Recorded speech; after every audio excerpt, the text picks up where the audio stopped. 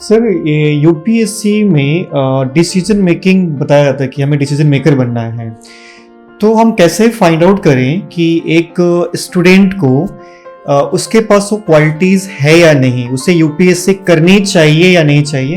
हम कहीं से कुछ ऐसा हमारे पास है जो हमारे दोस्तों का हेल्प कर पाएंगे। इसका एक बहुत बड़ा रीजन है, बोलते ना किसी से दोस्ती ना किसी से बैर, सबकी अपनी अपनी रेस, सबके अपने अपने पैर। तो I haven't competed with anyone in my life. मेरा कंपटीशन हमेशा से मैं खुद हूँ। मुझे अपने से बेहतर बनना है, किसी और से बेहतर नहीं, क्योंकि अगर किसी और को टाइम सेट कर लिया ना कि मुझे इससे बेहतर बनना है, तो वो मेरी लिमिट हो जाएगी। एंड आई फील कि my limit is beyond this universe. तो यू आर लिमिटलेस। सर कुछ एडवाइस हमारे कॉम्पिटिटिव एग्जाम के लिए तैयारी कर रहे हैं, उनको क्या एडवाइस देना चाहेंगे आप? इस एग्जाम को एग्जाम की तरह लो। डोंट थिंक इट लाइज कि ये जीवन का अंत है, नहीं होगा तो ये क्या होगा। अपने आप को आप जितना लूज करते हो ना, उतना आप अचीव करने के लिए सक्षम होते हो। तो अपने आप को लूज करो। लाइफ में ये सोचो कि इट्स जस्ट अ गोल, मतलब बस एक अन्य एग्जाम है। और लाइफ इतना जीवन जीने का नाम है जी, और जियोगे तब जब जल्दी से देख लोगे क्या ये नहीं हो रहा, दूसरी चीज कर। क्या बात है सर, ये टिप्स मुझे अप्लाई करना पड़ेगा। तो ये कौन से चश्मे से देखना पड़ता है? ये चश्मा आपके पास सिर्फ है? ये चश्मा आता है बहुत सारे फेलियर्स से। तो इस चश्मे को पहनने के लिए मेरे को बहुत सारे फेलियर्स का सामना करना। सर मुझे कितना टाइम लगेगा वहां पहुंचने तक? अब कोई जल्दी कर लेते हैं, कोई लेट। सर दुनिया में सबसे बड़ा रिच कौन है? जो खुश है। क्या बात है, जो खुश है।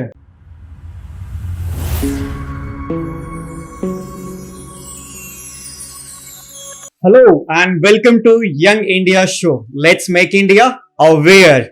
माई सेल्फ रोशन कुमार और मैं आप सबको यंग इंडिया शो में पॉडकास्ट में आज स्वागत करता हूं। मुझे बहुत खुशी है, आज हमारे जो गेस्ट हैं वो जाने माने एक टीचर, एक मेंटर यूपीएससी कैटेगरी के लिए।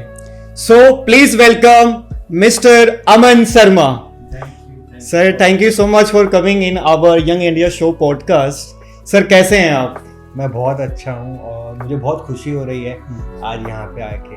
आपका जो इनिशिएटिव है ये बहुत अच्छा है। It will help India gate aware. That's got amazing sound sir. तो सर आपका मैं जहाँ तक जानता हूँ, जितना भी आपकी तारीफ करें कम है।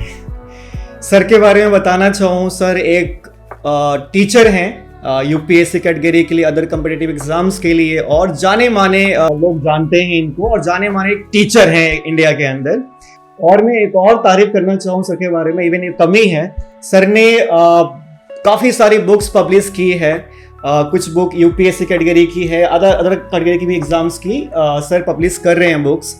तो सर अभी ये बुक्स, टीचर एक बुक्स कैसे पब्लिश कर लेता है? इतना टाइम होता है टीचर्स के पास पढ़ाने के सिवा बुक पब्लिश करना? सी व्हाट आई बिलीव कि एक टीचर के साथ साथ एक व्यक्ति को डायनामिक होना चाहिए, है ना। अगर आप एक ही चीज करते रहोगे तो लाइफ बिकम्स वेरी बोरिंग। ठीक है, और आप एक टीचर हो, आपने उस चीज में रिसर्च करी है। अब उसके बाद का स्टेप क्या? उसके बाद का स्टेप होता है कि जो आपकी नॉलेज है, जो बाकी और सोर्सेज ने आपको दी है, आप उनको कंबाइन करके आपके स्टूडेंट्स को या बाकी लोगों को एक ऐसा प्रोडक्ट दो जिससे आपकी नॉलेज और मासेस तक पहुंचे, उनके पास वे किताब की फॉर्म में भी रहे। वही मेरा मेन मकसद होता है कि भाई कॉम्पिटिटिव एग्जामिनेशंस में, खासकर यूपीएससी के अंदर बुक्स बहुत सारी हैं। मेरा एक ही गोल है यहाँ पे कि मैं उन सारी की सारी बुक्स को शॉर्ट कर दूं, रेलिवेंट चीजें दूं, जिससे कि बच्चा के लिए एग्जाम क्रैक करना और ज्यादा आसान है। अच्छा, नहीं सर। और मैंने ये सुना भी है यूपीएससी में कंटेंट और we can say study material बहुत ज़्यादा रोल प्ले करता है। तो सर ये जो अमन शर्मा हमारे सामने बैठे हुए हैं, क्या इन्होंने कभी भी कल्पना की थी कि एक टीचर होंगे, एक टीचर बन जाएंगे? मैं एक सच बात बताऊं जी जी, तो आज यहाँ सिर्फ सच बोल रहा है। यंग इंडिया शो मतलब सिर्फ सच की बातें करेंगे। मतलब telling you from the deep of my heart, जब मैं स्कूल में था या जब मैं कॉलेज में भी था, मैं लाइफ में जो प्रोफेशन नहीं चूज करना चाहता था वो था मैं टीचर नहीं बनना चाहता। क्या बात सुन रहा हूं मैं। अमन शर्मा एक फेमस टीचर होके ये बोल रहे हैं कि मैं कभी भी एक टीचर बनना नहीं चाहता था। कभी भी नहीं। इवन मेरे ग्रैंडफादर टीचर थे, मेरी ग्रैंडमदर टीचर थी। मेरे मन में था नहीं भाई टीचर नहीं बनना है, कुछ भी बन क्या जाऊंगा। टीचिंग बोरिंग है सर? क्यों बदनाम कर रहे हो आप? टीचिंग क्या बोरिंग है? देखो जो अब मैं एक चीज एक्सपीरियंस कर रहा हूँ आज के टीचर्स में, और आज से जब आप 50 साल पहले के टीचर्स पे जाओगे उसमें बहुत डिफरेंस है। जी। आज शायद मेरे को एज अ टीचर बहुत सारी अलग अलग जगहों पर बुलाया जाता है। आप इमेजिन करके देखो आज से 50 साल पहले किस टीचर को कहाँ बुलाया जाता है। Right sir, right. तो वो टीचिंग के मायने बदल चुके हैं। बट बोलते हैं ना मेरे को इस प्रोफेशन ने चुना है, मैंने नहीं चुना इस प्रोफेशन। क्या बात है। मतलब प्रोफेशन ने आपको चूज किया है। हाँ। आपने कभी इसके पीछे नहीं भागे। मैंने कभी लाइफ में सोचा ही नहीं था कि मैं टीचर बनूंगा। अगर एक टीचर कभी सोचता ही नहीं है, जैसे कि मैं बहुत लोगों से इंटरेक्ट होता हूँ, स्टूडेंट से, मेंटर से, मोटिवेशनल स्पीकर से, तो वो बोलते हैं कि रोशन मेरा सपना ही था जज बनना, टीचर बनना, आईएएस बनना। तो हमारे सामने एक टीचर बैठे हुए हैं, वो बोल रहे हैं कि मैंने कभी सोचा ही नहीं था कि मैं एक टीचर बनना चाहूंगा या बनूंगा।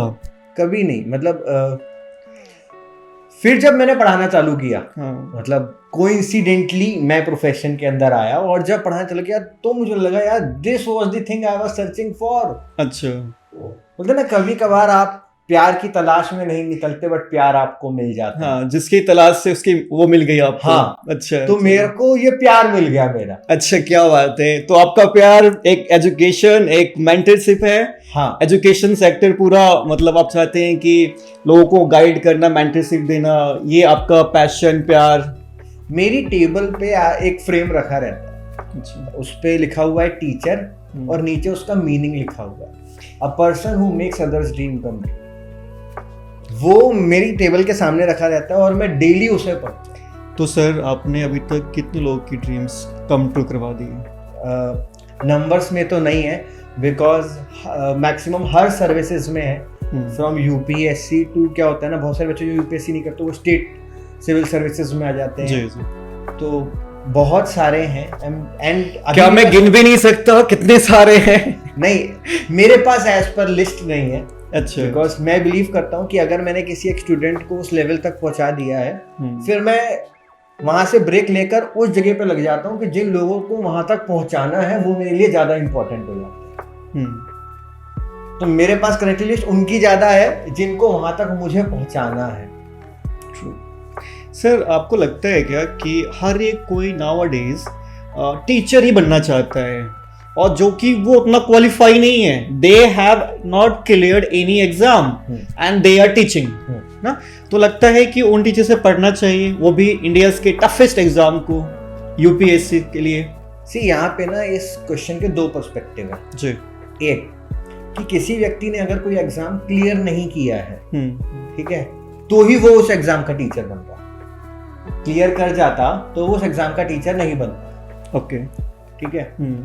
आप किसी व्यक्ति की नॉलेज उसके एग्जाम को क्रैक करने से नहीं निकाल सकते।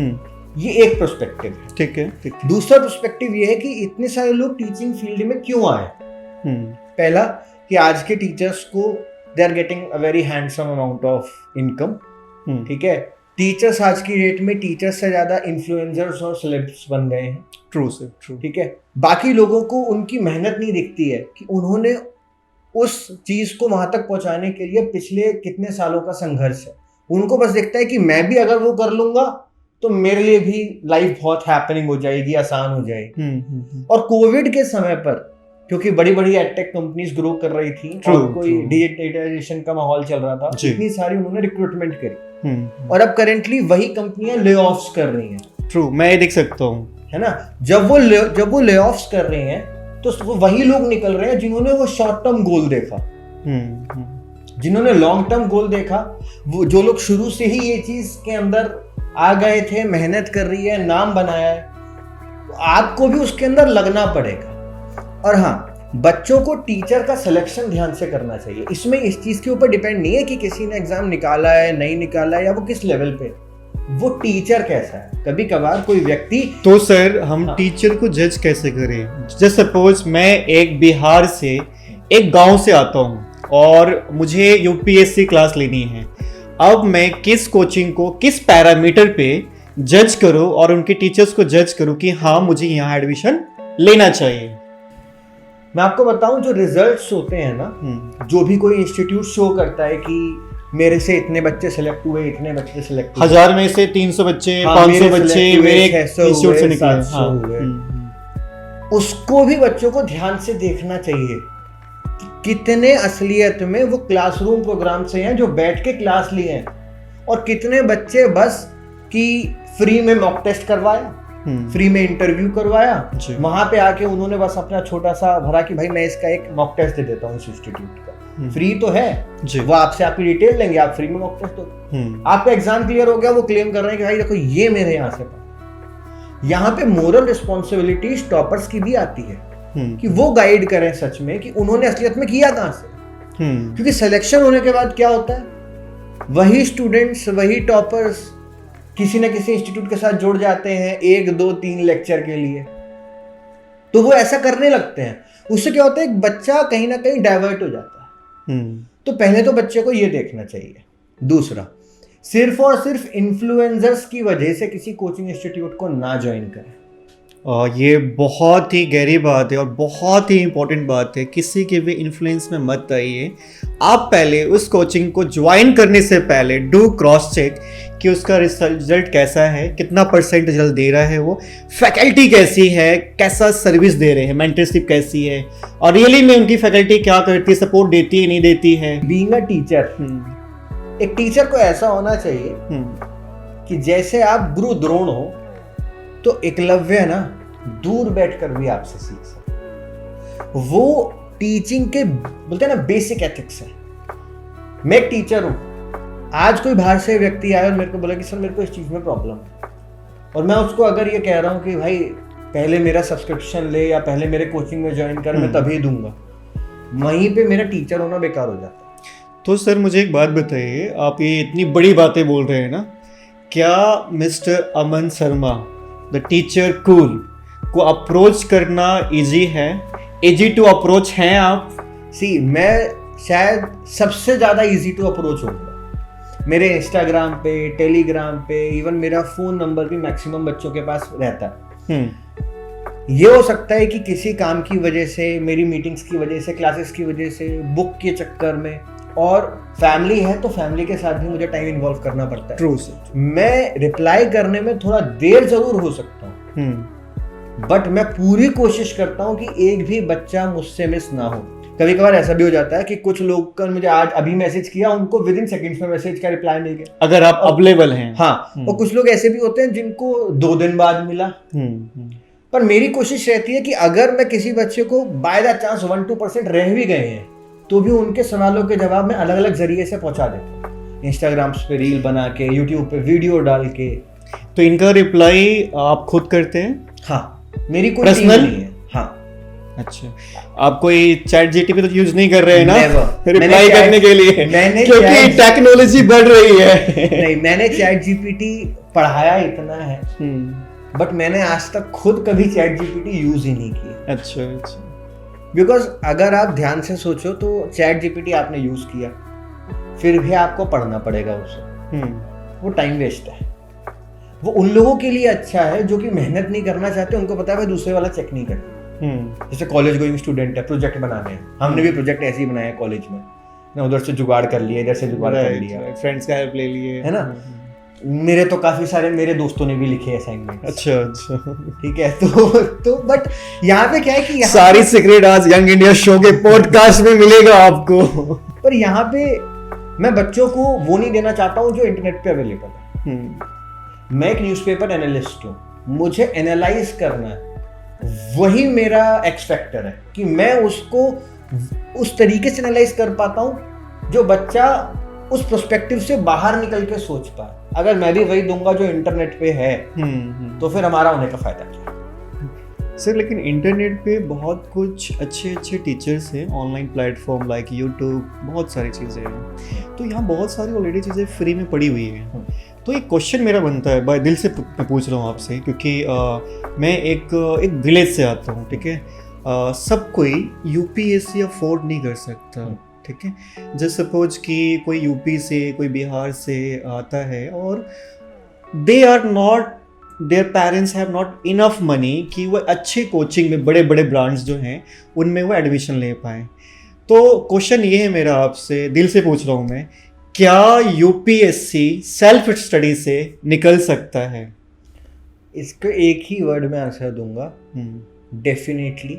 कई बार किया गया है, हर साल कितने सारे लोग सेल्फ स्टडी से क्लियर करते हैं, बट हाँ उनको वो चीज़ पता लग जाती है, वो सीक्रेट इंग्रेडिएंट, वो उन्हें पता लग जाता है कि नहीं मैं ये कैसे कर सकता। मैं इसको थोड़ा सिंप्लीफाई करने की श्योर प्लीज।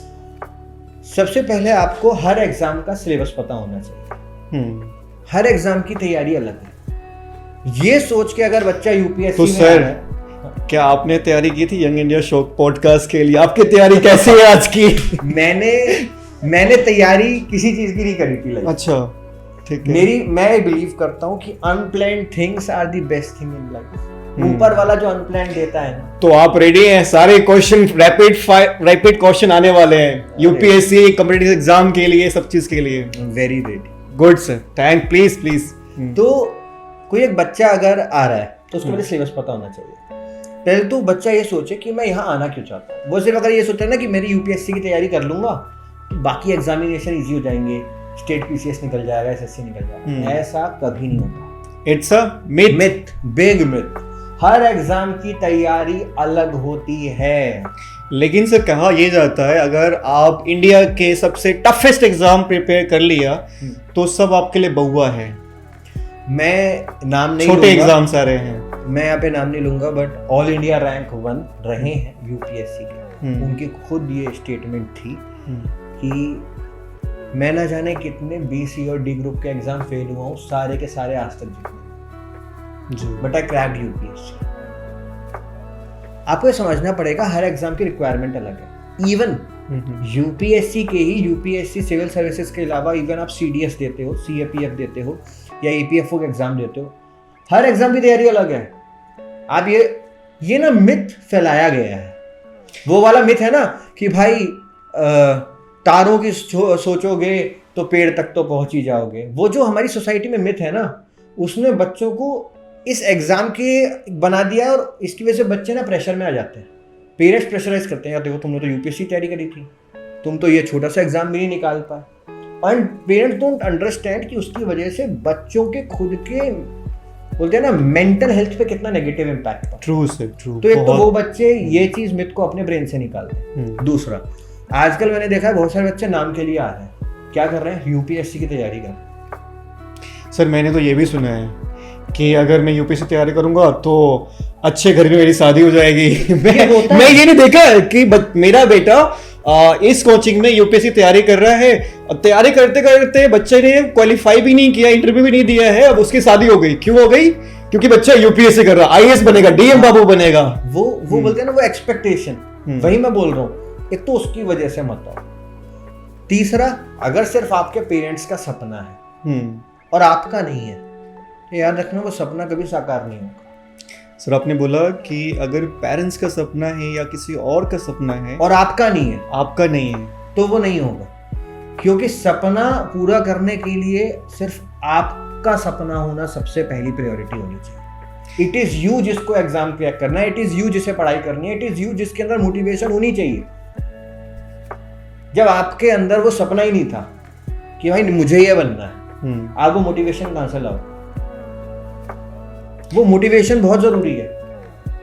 अगर आप सिर्फ दूसरों की वजह से इस एग्जाम को देने आ रहे हो, इस एग्जाम को क्या आप जीवन में कोई भी चीज कर रहे हो दूसरों की वजह से जी, तो बिलीव में आप उस चीज को उस हद तक नहीं कर पाओगे जितना आपके अंदर पोटेंशियल है।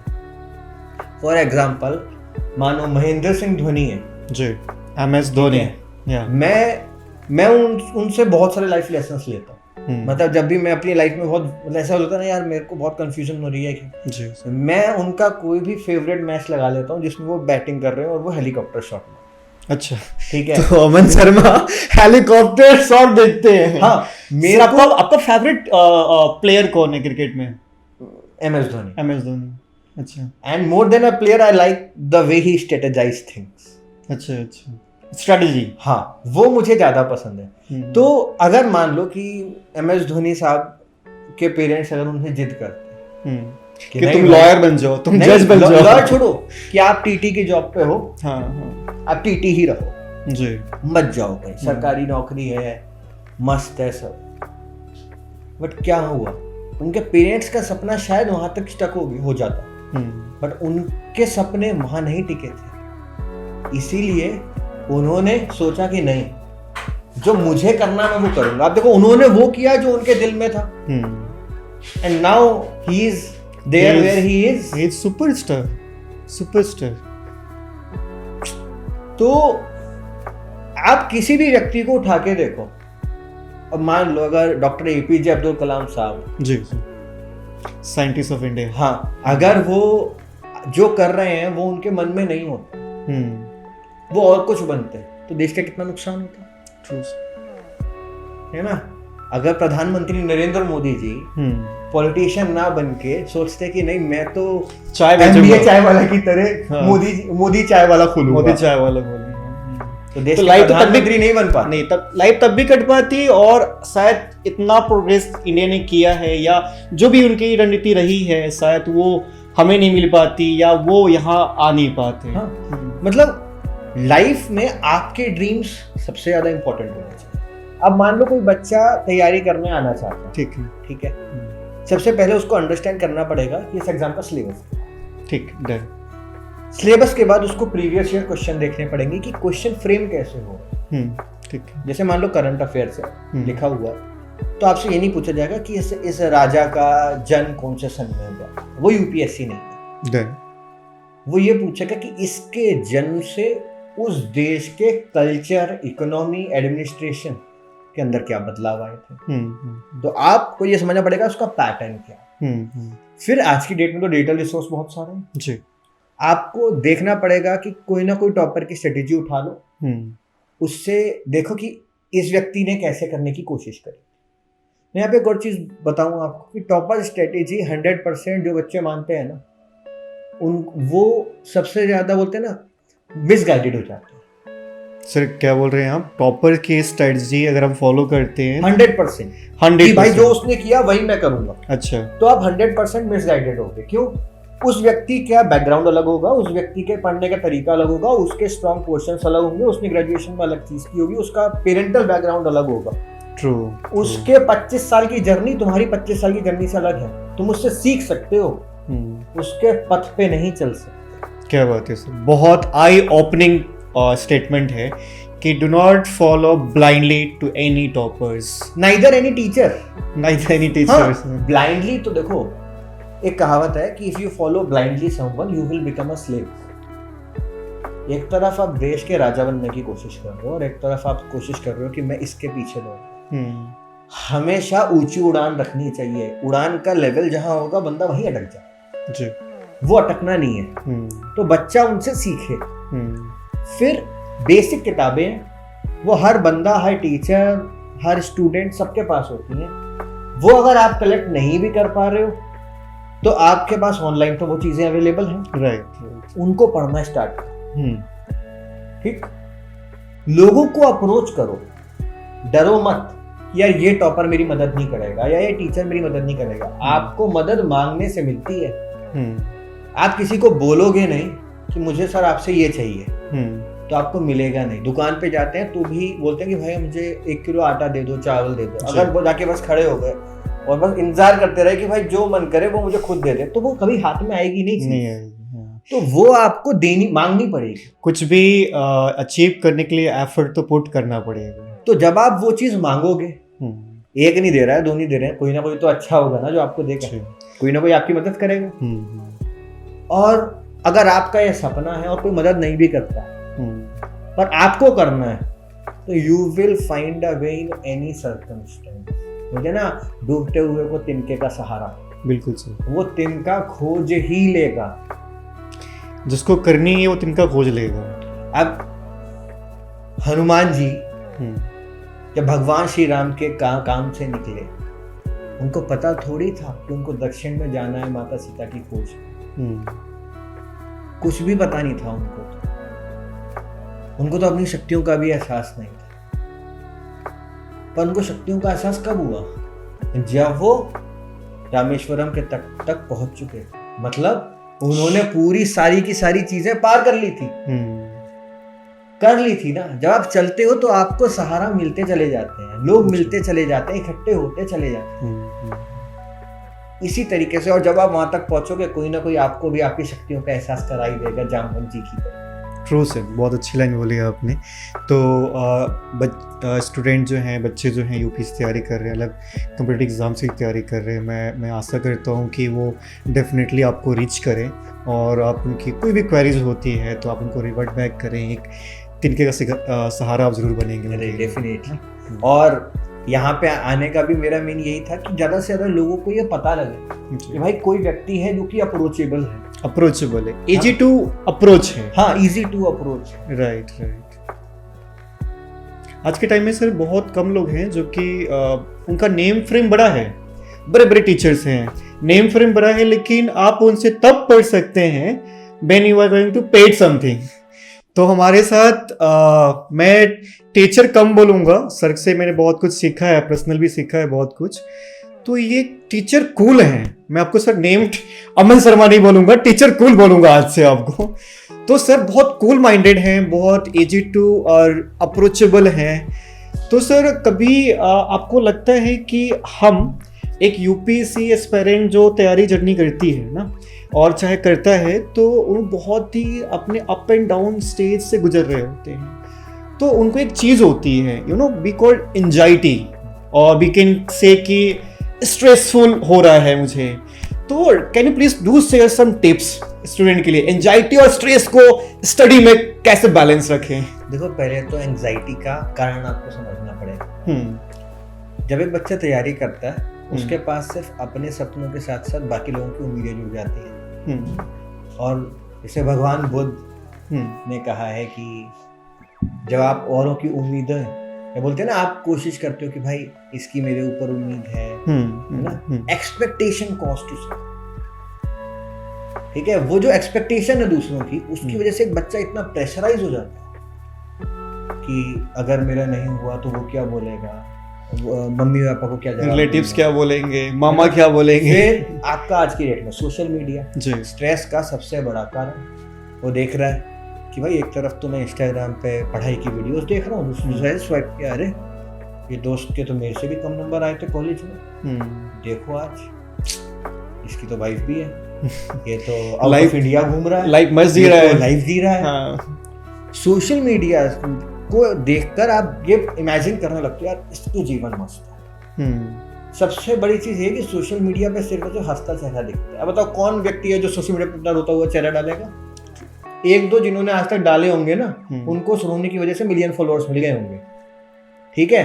तो रोता हुआ चेहरा कोई नहीं डालता है, कोई अपनी टेंशन नहीं डालता, और कोई देखना भी नहीं चाहता रोता हुआ चेहरा, कोई नहीं। अभी जैसे एक एग्जांपल दूं तो कुछ इंस्टाग्राम इन्फ्लुएंसर्स हैं जी, ठीक है, उनकी शादी वगैरह सब कुछ हुई, बहुत अच्छा, एकदम से दुनिया को पता लगा कि भाई they are getting separated, right, है ना। तो यू कैन नॉट जज a person through social media, वो सबसे खराब चीज है। अब बच्चे क्या है, स्ट्रेस में आ जाते हैं, फिर और बाकी बच्चों से कंपटीशन कि यार ये तो मेरे से ज्यादा नंबर ला रहा, सीट्स कम है। अब क्या हुआ ना कि सपनों के साथ टेंशन बहुत सारी है, इसकी वजह से एंजाइटी। दूसरी कुछ एंजाइटी ना टीचर्स भी देते हैं। अच्छा यार, हाँ, एंजाइटी टीचर्स देते हैं कि यार ये नहीं करेगा तेरा नहीं होगा। मैंने ऐसे बहुत सारे टीचर्स देखे हैं, ऑफलाइन क्लास में किसी बच्चे से सवाल पूछ देंगे, तेरे को इसका आंसर नहीं पता, तेरा नहीं हो सकता। अगर आप किसी व्यक्ति को उम्मीद नहीं दे सकते हो तो उसको ना उम्मीदी मत। बहुत अच्छी बात बोली सर कि भाई आप किसी को कह रहे हो कि तेरा नहीं हो सकता, क्यों नहीं हो सकता? मैं तो कह रहा हूँ किसी बच्चे को बोलो कि नहीं हो सकता, उस बच्चे के अंदर खुद इतना अंदर से विल पावर नीचे, वो बोले तूने बोला नहीं हो सकता, अब तो करके दिखाऊंगा। बिल्कुल ये वाली चीज होनी चाहिए।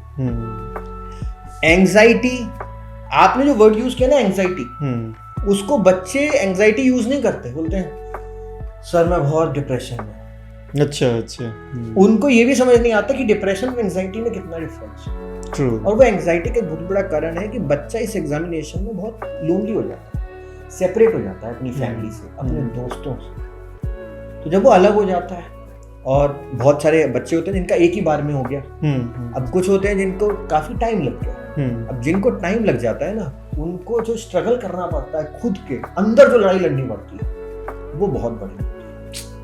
अकेले ही फाइट कर रहे होते हैं वो खुद, और अपनी टेंशन होते हैं ना एक उम्र के बाद, जब बच्चे होते हैं ना छोटे, या आप और मैं भी जब छोटे बच्चे थे, तो कोई छोटी सी चोट भी लग जाती थी ना, तो पेरेंट्स को जाकर बताते, दिखाते थे, रोते हुए ये हो गया। और कभी कभार नहीं भी लगती थी, तब भी जैसे घर वालों ने जैसे दीवार पे मार दिया, छोटा बच्चा आपने देखा होगा रील में, तो वो रोने लगता है, उसको पता है कि लोग आएंगे, मैं उन्हें बताऊंगा। आप बड़े होते जाते हो, आपको बड़ी से बड़ी टेंशन होती है, फाइनेंशियल से रिलेटेड, रिलेशनशिप से रिलेटेड, पढ़ाई से रिलेटेड, करियर से रिलेटेड, बट आप वो बता नहीं पाते हो, क्योंकि अब आप अपनी टेंशन उनको देना नहीं चाहते, अब उनकी एज देखते। तो क्या होता है ना, वो जब बच्चा अपने ही अंदर अंदर अपनी चीजें लेता रहता है, वहां पे वो अपने आप को लूज करने लगता है। तो सबसे बड़ी चीज ये है, अगर कोई बच्चा स्ट्रेस से, मैं हमेशा बोलता हूँ कि पूरे दिन यूपीएससी में मत लगे रहो, अपने लिए भी 1-2 घंटे निकालो, जिम जाओ, अपनी हॉबी करो, आपको कुछ और पसंद है वो करो, आपको एक्सरसाइजिंग पसंद है, आपको गिटार बजाना पसंद है, आपको ड्राइंग पसंद है, आपको लोगों से बात करना पसंद है, तो करो, do some activity whatever you like ना। ये देखो, एक सोशियोलॉजिकल फ्रेम है कि human is a social animal. अब आप ह्यूमन को अगर सोशल से अलग कर दोगे ना, तो सिर्फ एनिमल बच जाए, एनिमल बच जाएगा। बहुत अच्छी बात बोली। का सबसे बड़ी चीज है कि हम लोग सोशल हैं, हमें बात करना पसंद है, हमें दूसरों के साथ घूमना पसंद है, हमें चीजें इनोवेट करना पसंद है। ट्रू। वो करो, और अगर आपका उसमें भी मन नहीं है तो पढ़ाई में इनोवेशन लाओ। पढ़ाई में इनोवेशन कैसे लाओगे? अगर आप मान लो सिर्फ वीडियोस से पढ़ रहे हो, तो बुक्स प्रेफर करो, कुछ चेंज करो, कुछ तो आपको बदलाव करना पड़ेगा, थोड़ा बहुत ही सही। True true. अपनी लाइफ में चेंज लाने के लिए बोलते हैं ना कि you will not get better by chance, you will only get better by change, and first change will start in yourself, start from, मुझे खुद से कुछ चेंज करना पड़ेगा। हाँ, खुद अंदर से। मतलब अंदर की आग इतनी बड़ी होनी चाहिए, इतनी ज्वाला होनी चाहिए कि बाहर का शोर अंदर की आग को भड़का दे, पर अंदर की आग को शांत ना कर। क्या बात है, प्रणाम करता हूँ मैं आपको इस बात पे, तो बहुत अच्छी बोल रहे हो। ये मोटिवेशन लोगों तक पहुंचनी चाहिए। मैं चाहता भी हूँ कि एक being a mentor of UPSC और अदर कॉम्पिटिटिव एग्जाम, हम बच्चों को सही गाइड करें, मिस गाइड ना करें। मिस गाइड कुछ टॉपर्स भी कर रहे हैं, आपने एकदम सही बोला, कुछ टॉपर्स कर रहे हैं, कुछ टीचर्स कर रहे हैं, और ये माहौल मत बनाइए झूठ मूठ का यूपीएससी का। ये बउआ नहीं है जो लोग लेके बैठे हुए हैं कि नहीं हो जाएगा, सबसे बड़ा है, उसके नीचे यूपीएससी नहीं हुआ तो स्टेट पीसीएस तो मिल ही जाएगा, बिल्कुल ना। एसडीएम तो बन ही जाएंगे हम, अगर डीएम नहीं हो तो एसडीएम तो बन ही जाएंगे। बट बहुत क्लियर सर ने बोला कि हर एक एग्जाम की अलग डिमांड है, अगर उस डिमांड को आप फुलफिल नहीं कर पाएंगे तो you are out of the race. तो सर आपने बहुत सारी टिप्स शेयर किया फॉर हमारे दोस्तों के लिए, यूपीएससी एस्पायरेंट के लिए, तो काफ़ी हेल्पफुल है। लेकिन कहीं ना कहीं आपने एक टिप्स शायद शेयर नहीं की। कौन सी? नहीं, एक टिप्स आपने शेयर नहीं की। मैं उम्मीद कर रहा था आप शेयर करेंगे। सर मतलब बीइंग अ यंग, मैं भी यंग हूँ, आप भी यंग है, बहुत सारे हमारे, क्योंकि 21 ईयर्स के बाद हम एलिजिबल होते हैं यूपीएससी के लिए, तो सारे यंगस्टर्स जंप करते हैं यूपीएससी में। तो इन अ यंग एज क्या हमें while preparing for UPSC, India toughest exam, हमें रिलेशनशिप में आना चाहिए या नहीं आना चाहिए? एक बात है, 21 ईयर्स ही यूपीएससी के लिए एलिजिबल होते हो। हाँ। लड़कों के लिए 21 ईयर्स एज होती है शादी करने की एलिजिबल होते हो। तो देखो मेन चीज क्या है कि रिलेशनशिप में आना या ना आना, इसमें बहुत सारी चीजें अपने कंट्रोल में होती है, बहुत सारी चीजें कभी कभार कंट्रोल में नहीं होती। क्या कंट्रोल में नहीं होती है? मुझे वो पहले जानना है कि आप रिलेशनशिप में कभी कभार क्या होता है ना, यू डोंट नो और आप आ गए, इस तरीके से सीन होता है। देखो ये क्लासेस में होती है, यू डोंट नो और आप रिलेशनशिप में आ गए। अब देखो मेरे को अब तो नहीं पता कि क्या है क्या नहीं है, बट द थिंग इज कि आपको प्रायोरिटीज डिफाइन करनी चाहिए। आप रिलेशनशिप में आओ, मत आओ। मेन चीज है, अगर आपकी प्रायोरिटी है एग्जाम क्रैक करना, प्रायोरिटी है करियर क्रैक करना, तो आप प्रायोरिटी उसे दोगे। प्रॉब्लम क्या होती है, जब व्यक्ति एक रिलेशनशिप में आता है तो उसकी प्रायोरिटीज बदल जाती है। जहां आपका गोल 1 नंबर से दूसरे नंबर पे आया, आप गोल को छोड़ोगे, वो भी आपको छोड़ेगा। कोशिश करो कि अध्यात्म की दुनिया में जियो जब तक कोई चीज़ अचीव ना कर लो। और अगर नहीं हो पा रहा है तो आपका पार्टनर ऐसा होना चाहिए, इतना सपोर्टिव होना चाहिए कि वो आपको आपका गोल अचीव करने में मदद करे, रोड़ा ना बने। ये सबसे बड़ी चीज़ है। तो सर उस पार्टनर को हम कैसे जाने कि वो पार्टनर मुझे सपोर्ट करने वाली है या आईएएस बन के डिच कर देगी उसके? देखो, क्योंकि सर आजकल ना क्या हो रहा है, आपने सुना ही होगा कि आजकल मैंने अपनी वाइफ को पढ़ाया, मैं चपड़ासी था और मेरी वाइफ जो पढ़ा लिखा के मैंने उसको पढ़ाया वो डीएम बन गई और मुझे वो तलाक दे दी। तो आजकल तो ये भी हो रहा है, तो हम कैसे जाने कि जिसको हम दूध पिला रहे हैं वो डसेगा नहीं हमें एक दिन? देखो, उस वाले केस में आपको एक सुननी पड़ेगी, पढ़ाना लिखाना आज की डेट में पैसे से होने लगा है।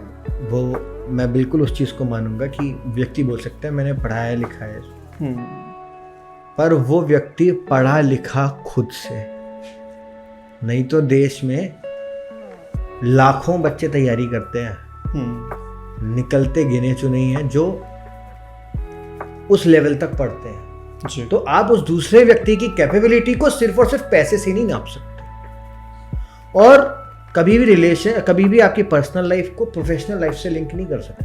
True. मैंने उस केस में जो सबसे खराब चीज़ ये देखी कि ये व्यक्ति अगर अपनी रिलेशनशिप में ऐसा है या ऐसी है तो वो शायद अपने प्रोफेशन के साथ भी ऐसी होगी। वो गलत है। उनकी प्रोफेशनल लाइफ, उनकी पर्सनल लाइफ अलग है। ऐसा तो नहीं है ना कि कोई क्रिकेटर है, वो अगर किसी के साथ रिलेशनशिप में आ गया है ना, बोल्ड हो गया प्यार में, अच्छा। ऐसा तो नहीं है कि वो क्रिकेट के मैदान में जाके भी बोल्ड हो जाएगा। दोनों की चीजें अलग है।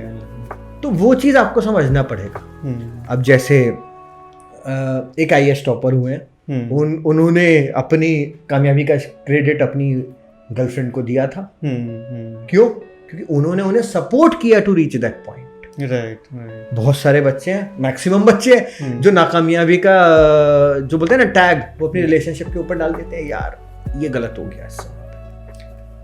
तो देखो, डिसीजन आपके पास था, आपने खुद प्रायोरिटी चेंज करी, आपने खुद डिसीजन चेंज किया। It was you who decided कि नहीं भाई, मेरे को इसकी प्रायोरिटी की जगह वो प्रायोरिटी देनी। तो आना चाहिए नहीं आना चाहिए वो आपकी अपनी मर्जी है, बट कोशिश करो कि अगर सपना बड़ा है तो सपने के लिए बहुत सारी चीजें छोड़नी पड़ती हैं। Big things will not come to you until and unless you will sacrifice a lot for them.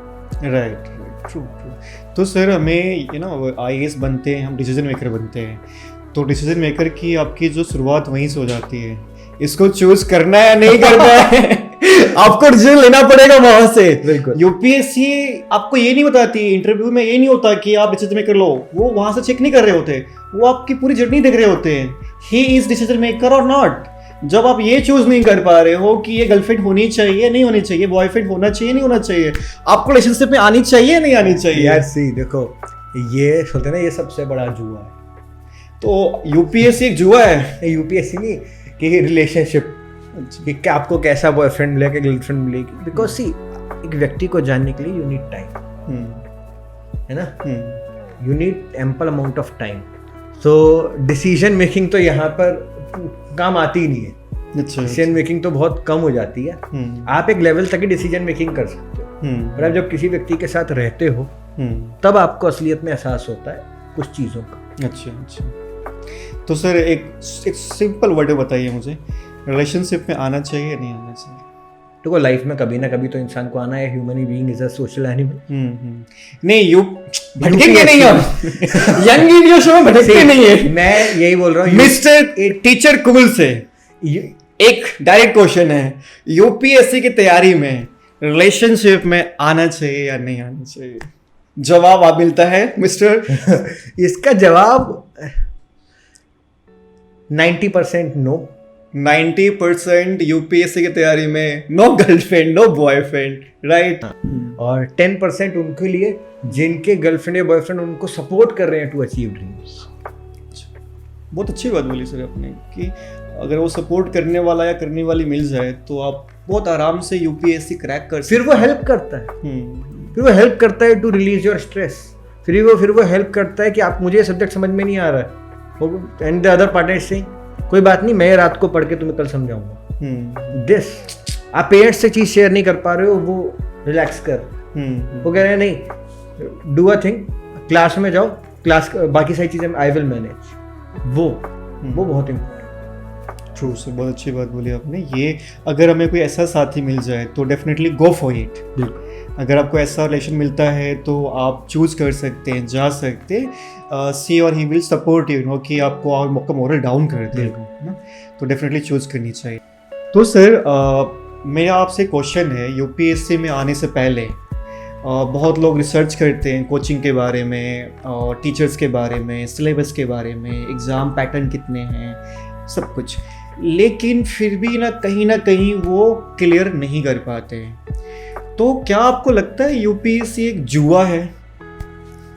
देखो जुआ तो जीवन भी है, नहीं पता कि अगले क्षण क्या होगा।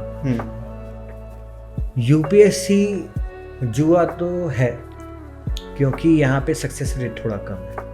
थोड़ा कम है या बहुत कम है? बहुत कम है। बोलते हैं ना किस्मत क्या होती है, जब आप की मेहनत के साथ आपको ऑप्टिमम अमाउंट ऑफ अपॉर्चुनिटी मिलने लगे। मेहनत हर कोई कर रहा है, किसी को अपॉर्चुनिटी मिल गई तो उसने उस मेहनत को दिखा दिया, किसी को अपॉर्चुनिटी नहीं मिली तो वो नहीं दिखा पाया, है ना। कर्ण और अर्जुन में अपॉर्चुनिटी का ही फर्क था जी। तो यहाँ पे अपॉर्चुनिटी का सारा गेम। सिमिलरली विद यूपीएससी, एक बच्चा कर रहा है, प्रीलिम्स का पेपर देने गया, 100 सवाल आए, जो उसने पढ़ा था उसी से आ गए, उसने प्रीलिम्स क्लियर किया। एक बच्चा था, मेंस की अच्छी तैयारी है, उसको पता है कि मैं सब्जेक्टिव में निकाल दूँ, 100 में से उसको सारे सवाल वही आए जिसकी वो कम तैयारी करके गया था। अच्छा। तो वहाँ पे मान लो 2 घंटे का गेम, तो जुआ तो हो गया। बट अगर आप होलिस्टिक स्टडी करते हो तो आप कहीं ना कहीं उस जुए को अपॉर्चुनिटी में कन्वर्ट करते हो। वो आपके अंदर स्ट्रेंथ होनी चाहिए कि आप अपॉर्चुनिटी में कन्वर्ट कर रहे हो। तो वो हर बच्चे के पास है, वो कुछ आने से पहले पता लग जाती है, कुछ आने के बाद अपनी मेहनत से उस चीज को बोलते हैं ना अपनी पकड़ में ले लेते हैं। नाइस। तो सर ये काफ़ी आपने क्लियर की इस बात को। आई होप कि हमारे दोस्तों को, हमारे जो यूपीएससी एस्पायरेंट है, उनको ये चीज़ हेल्प करे।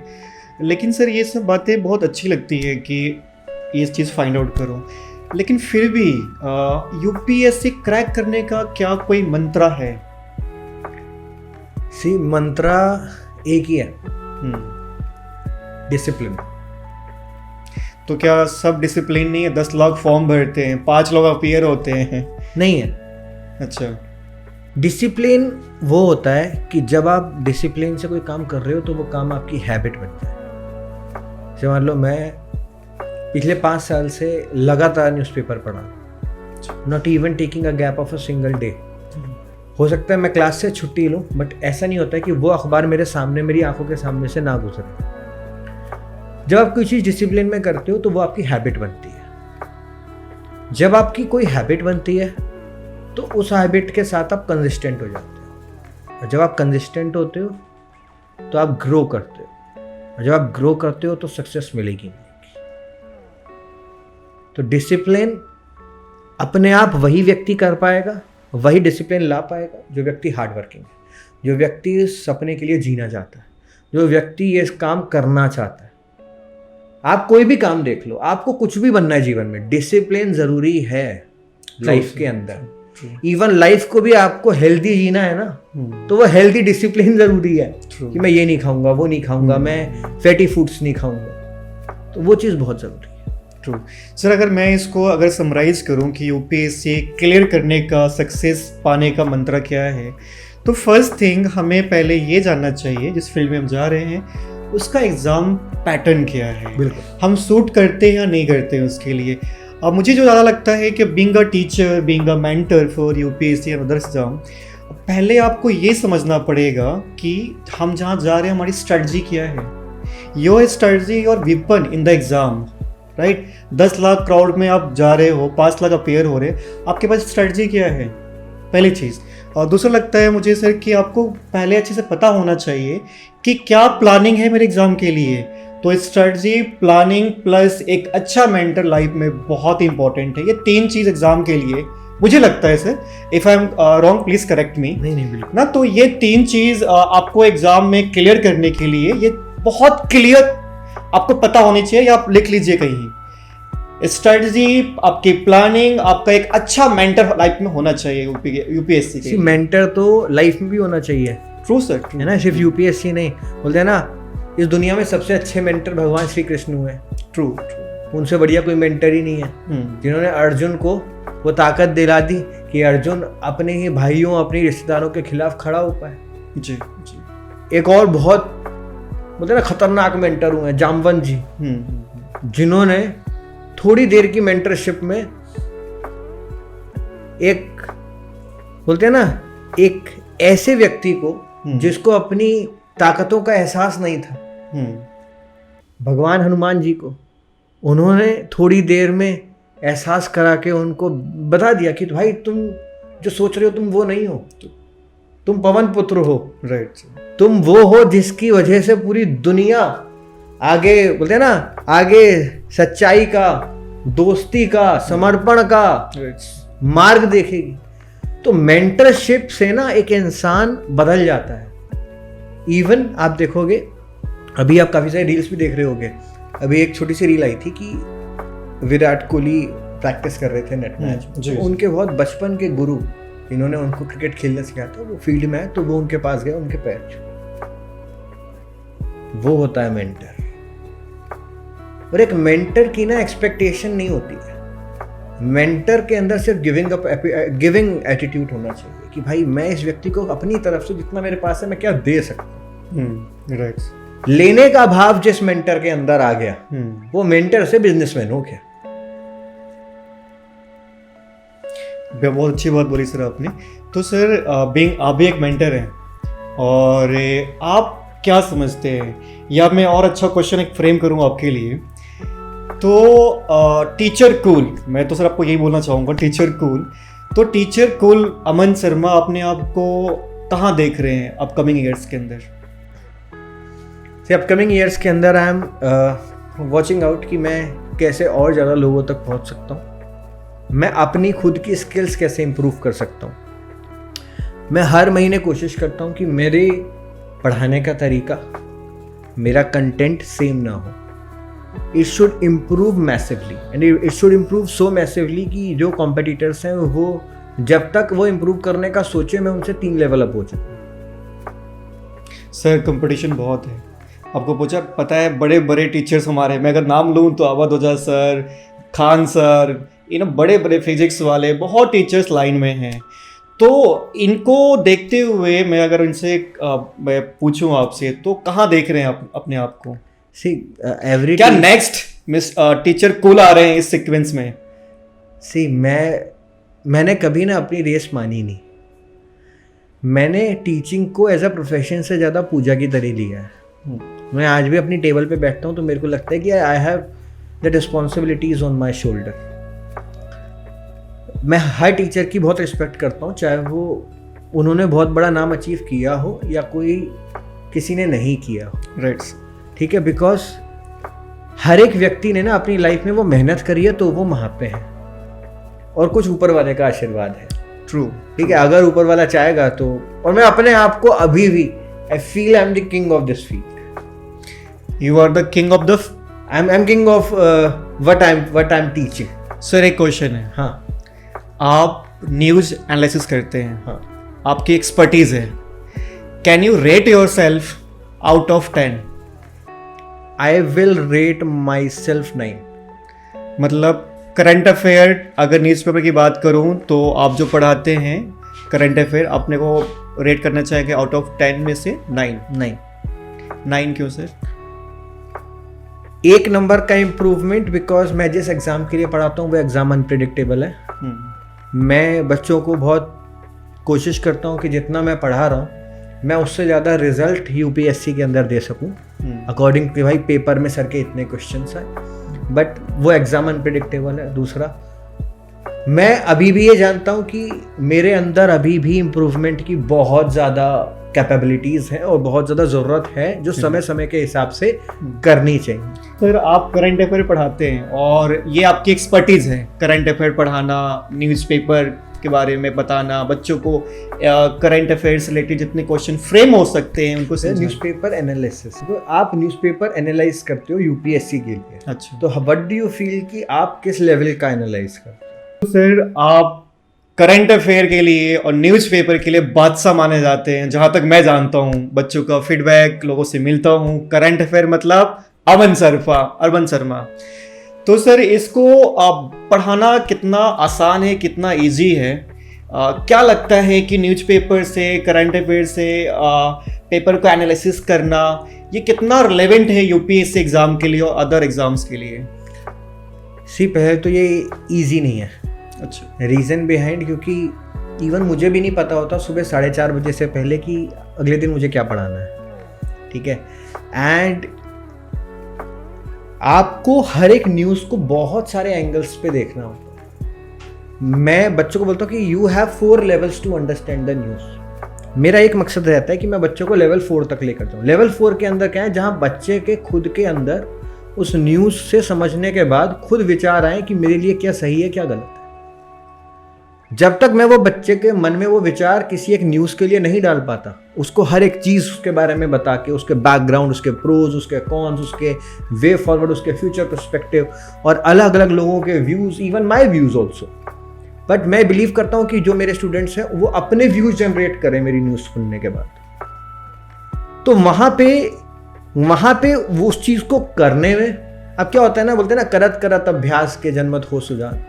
तो क्या बात है सर, संस्कृति बोलते हैं सर। तो वो बोलते ना कि वो मेरे अंदर वो चीज रेगुलर प्रैक्टिस से आ गई है कि it have now become easier for me. अब जिस चीज में एक समय पे मान लो मुझे 5 घंटे लगते थे, 6 घंटे लगते थे, आज वो काम मैं 2 घंटे में कर सकता हूँ। बट उस 2 घंटे को करने के लिए कितने साल वो 6-6 घंटे की लगातार की मेहनत है, जिसकी वजह से वो आज सिर्फ 2 घंटे में काम हो पाता है जी।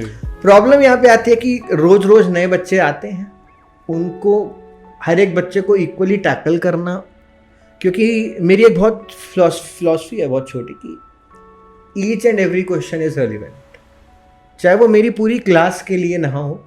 अगर कोई एक बच्चा मेरे से ऐसा भी सवाल पूछ देगा ना जिससे बाकी बच्चे हंस रहे हो, बट मैं बिलीव करता हूँ कि क्या पता वो एक छोटा सा सवाल ही उस बच्चे की पूरी समझ के आगे एक रोड़ा हो बहुत बड़ा। बोलते हैं ना, एक छोटा बच्चा जो मम्मी से शादी के बाद वो बाहर गुब्बारा मांग रहा है, उसकी गुब्बारा मांगने और ना मिलने की टेंशन, और एक पढ़ने वाले बच्चे के एग्जाम ना निकलने की टेंशन, आप कंपेयर नहीं कर सकते हो, दोनों सेम है। उसके लिए वो गुब्बारा उतना ही इंपॉर्टेंट है जितना उसके लिए वो करियर इंपॉर्टेंट है। ट्रू। तो उस बच्चे को वो रेलिवेंट चीज देना, उसको एक ऑप्टिमम लेवल तक पहुंचाना और उसके अंदर वो चीज डेवलप करना, ये सबसे ज्यादा डिफिकल्ट है। तो आपके न्यूज़पेपर पढ़ाने के बाद, न्यूज़ एनालिसिस करने के बाद, क्या बच्चा उस न्यूज़ को यूपीएससी पर्सपेक्टिव से समझ पाता है? 100%। आई बिलीव कि अगर मैंने कोई टॉपिक एक्सप्लेन किया है 99%, 1% हमेशा काटता हूँ अपना, तो 99% वो बच्चा prelims, mains and even interview में भी वो टॉपिक उसके लिए बहुत आसान हो जाए। अच्छा सर, इतनी सारी आपने बताई कि मैंने इतना स्ट्रगल किया है न्यूज़पेपर पढ़ाने के लिए, 6-6 घंटे टाइम दिए हैं, अब 2 आवर्स लगता है। तो आपको क्या लगता है इंडिया में और लोग न्यूज़ नहीं पढ़ा रहे? बहुत सारे सोशल मीडिया प्लेटफॉर्म है, यूट्यूब है एंड मैनी मोर। तो क्या आप अपने आप को रेट कर पाएंगे आउट ऑफ 10 न्यूज़ एनालिसिस में? कितना रेटिंग करेंगे आप अपने आप को? I would rate myself 9। अगर मैं एक स्टूडेंट हूँ, imagining me as a student, और जैसा मैं पढ़ाता हूँ, I would rate myself as a 9। उसका रीज़न बताता हूँ। 9 बिकॉज ऑफ दी, एक टीचर का सबसे बड़ा इम्तिहान तब होता है कि जब पेपर आए तो बच्चा उस पेपर को देख के बोले हाँ ये मेरे टीचर ने पढ़ा था। जी। मैं प्रीलिम्स के अंदर around 50 questions just because of मेरे न्यूज़पेपर एनालिसिस से आते हैं। क्या बात है सर, बहुत बड़ा नंबर है ये, 50 क्वेश्चन आते हैं आपके न्यूज़पेपर एनालिसिस से। मैंने इसका प्रूफ भी डाला हुआ है इतने सालों से। द रीज़न इज कि मैं यूट्यूब से 2019 से थोड़ा दूर हूँ, तो अब जो नए बच्चे आए हैं उनको, तो मैक्सिमम मेरे जितने भी स्टूडेंट्स हैं सब जो प्लेटफॉर्म पे हैं वही हैं। तो एक तो वो मुझे कॉन्फिडेंस देता है कि यार इस बार भी आया, इस बार भी आया। वो मुझे कॉन्फिडेंस देता है कि नहीं, जो मैं पढ़ा रहा हूँ वो ऑप्टिमम है। दूसरा, जो बच्चे मुझे अप्रिशिएट करते हैं वो मुझे बताते हैं कि सर मैंने इतनी सारी जगह देखा और फिर मैं आपके पास आया हूँ तो मुझे ऐसा लगा है कि मैं कि पहले एक पॉन्ड में था, अब मैं समुंदर में आ गया हूँ। क्या बात है। तो आई ओपनिंग बच्चों के लिए। कि मेरे लिए बच्चों का फीडबैक सबसे ऊपर है। अगर एक बच्चा मुझे फीडबैक देता है कि सर मुझे आज समझ में नहीं आया है, मैसेज करता है कि सर मुझे ये टॉपिक समझ में नहीं आया, मैं अगले दिन की क्लास में मेरा सबसे पहला टॉपिक वही होता है कि वो एक बच्चे को समझ में नहीं आया, मुझे पहले वो समझाना है, तब आगे बढ़ूंगा। अच्छी बात है। वो नहीं होना चाहिए।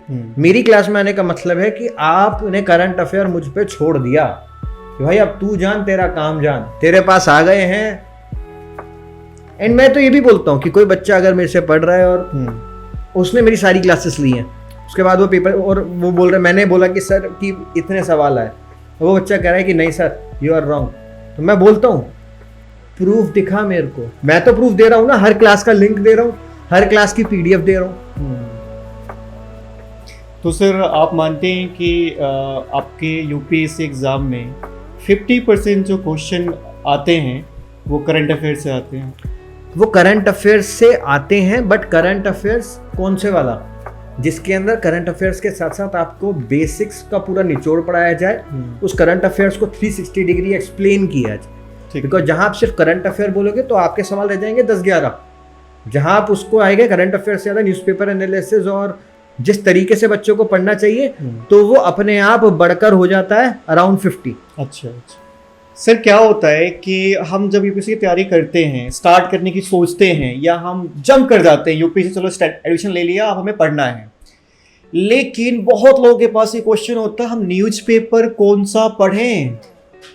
बहुत दो ही मुझे लगता है कि यहाँ चल रही न्यूज़पेपर यूपीएससी के लिए, द हिंदू और इंडियन एक्सप्रेस।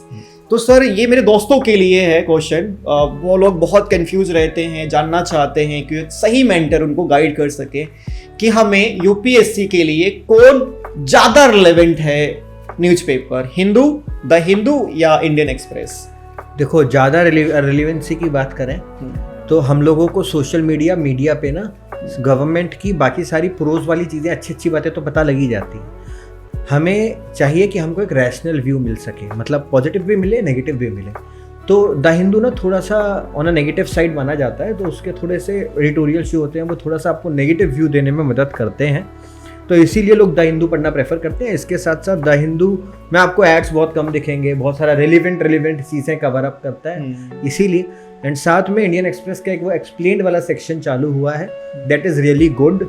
उससे क्या बच्चों की बेसिक अंडरस्टैंडिंग भी वो साथ में डेवलप करते हैं, तो दे आर डूइंग गुड। मतलब उनको भी पता है, होता है यूपीएससी वालों के जो बच्चे हैं, जितने भी इंस्टीट्यूट हैं, सब हमें प्रेफर कर रहे हैं, even though they are making their newspaper more relevant. वो उसको डिजाइनिंग उस तरीके से कर रहे हैं कि नहीं भाई ये और ज्यादा रेलिवेंट हो। इंडियन एक्सप्रेस वालों ने तो एक यूपीएससी कॉर्नर करके चालू कर दिया, सिमिलरली द हिंदू वालों ने टेक्स्ट एंड कंटेक्स्ट चालू कर दिया। वो किया ही यूपीएससी के लिए गया है। और ये मैं इसलिए बोल सकता हूँ because I had a talk with a person who was working at a very good position in the Hindu. तो इट टोल्ड मी कि हमारा पर्सपेक्टिव भी यही रहता है कि हम क्योंकि हमारा मेजर चंग यूपीएससी एस्पिरेंट, तो हमारा भी पर्सपेक्टिव वही रहता है। बोलते हैं ना कंज्यूमर के हिसाब से डिजाइन करनी पड़ती है। राइट। तो सर आपने काफ़ी अच्छी बात बताई सर, लेकिन इसमें एक चीज़ और आता है। चलिए हमने बातें कर ली इंग्लिश मीडियम वालों के लिए, अब हमारे पास बहुत सारे दोस्त हैं जो कि प्रेफर नहीं करते इंग्लिश, उनको हिंदी मीडियम से हैं क्योंकि उनकी स्कूलिंग या कंफर्टेबल है, डजंट मैटर मीडियम क्या है। तो सर हमारे दोस्तों के लिए हिंदी मीडियम के लिए यूपीएससी के लिए कौन न्यूज़पेपर बेस्ट रहेगा? मैं तो हिंदी मीडियम वालों को बोलता हूँ कि आपको न्यूज़पेपर के एनालिसिस मिल रहे हैं बाइलिंगुअल में या हिंदी में, आप उससे अपने खुद के नोट्स बनाओ, वो ज़्यादा अच्छा है। इन कंपैरिजन टू कि मैं बोलूँ कि ये न्यूज़पेपर पढ़ लो, वो न्यूज़पेपर पढ़ लो। अगर हमारे पास रिसोर्सेज की कमी है तो हम उसको कैसे अपने फेवर में कर सकते हैं, हमें उस पर ध्यान देना चाहिए। तो वो आप ऐसे कर सकते हो, जैसे मेरी क्लास में काफ़ी सारे हिंदी मीडियम के बच्चे आते हैं जी। मेरी क्लास बायलिंगुअल होती है, जैसे मैं भी आपसे बात कर जी, रहा हूँ, और बायलिंगुअलिज्म मेरे को लगता है कि आज की डेट में हर किसी को समझ में आता है ना। तो मैं उनको बोलता हूँ कि आप अपने खुद से नोट्स बनाओ, आप मेरे को समझ पा रहे हो ना जी, तो आप खुद से नोट्स बनाओ, क्या दिक्कत है। बोलते हैं ना, जिसको रास्ता निकालना होता है वो रास्ता निकाल लेता है, जिसको बहाने निकालने होते हैं वो बहाने निकाल लेते हैं। बहुत अच्छी बातें बोली सर आपने। तो हिंदी मीडियम के लिए हम जो भी सोर्स मिल रहे हैं उनको फॉलो करें और अपना खुद का नोट्स बनाएं, और इसमें अगर आप चाहते हैं तो जनसत्ता एक्सप्रेस भी हिंदी के लिए आप प्रेफर कर सकते हैं। ये न्यूज़पेपर सर ने काफ़ी अच्छे दिया, मेंटरशिप दिया हमारे दोस्तों को, तो काफ़ी हेल्पफुल रहेगा। सर ये यूपीएससी का बवाल और इसकी हाइप बहुत है इंडिया में, बहुत। ये बनाई गई है या रियल में है ऐसा कुछ? देखो, कुछ अनएम्प्लॉयमेंट की वजह से है। जब अनएम्प्लॉयमेंट होता है तो बच्चे होता है वो क्या करें, सरकारी नौकरी की तैयारी करते हैं। सरकारी नौकरी में किसकी तैयारी करें, तो भाई हर कोई सबसे ऊपर पहुंचना चाहता है। ऊपर से पेरेंट्स का ड्रीम, आपका सपना, हर माँ बाप चाहता है मेरा बच्चा डीएम एसडीएम बने, ठीक है। तीसरा सोशल मीडिया, वो किसी सिविल सर्वेंट को इस तरीके से पोर्ट्रे करेंगे कि इतनी सारी गाड़ियाँ आ रही हैं, पुलिस आ रही है, फिर कुछ जो नए नए लोग सेलेक्ट हो रहे हैं वो अपने साथ कैमरामैन लेकर चल रहे हैं, है ना।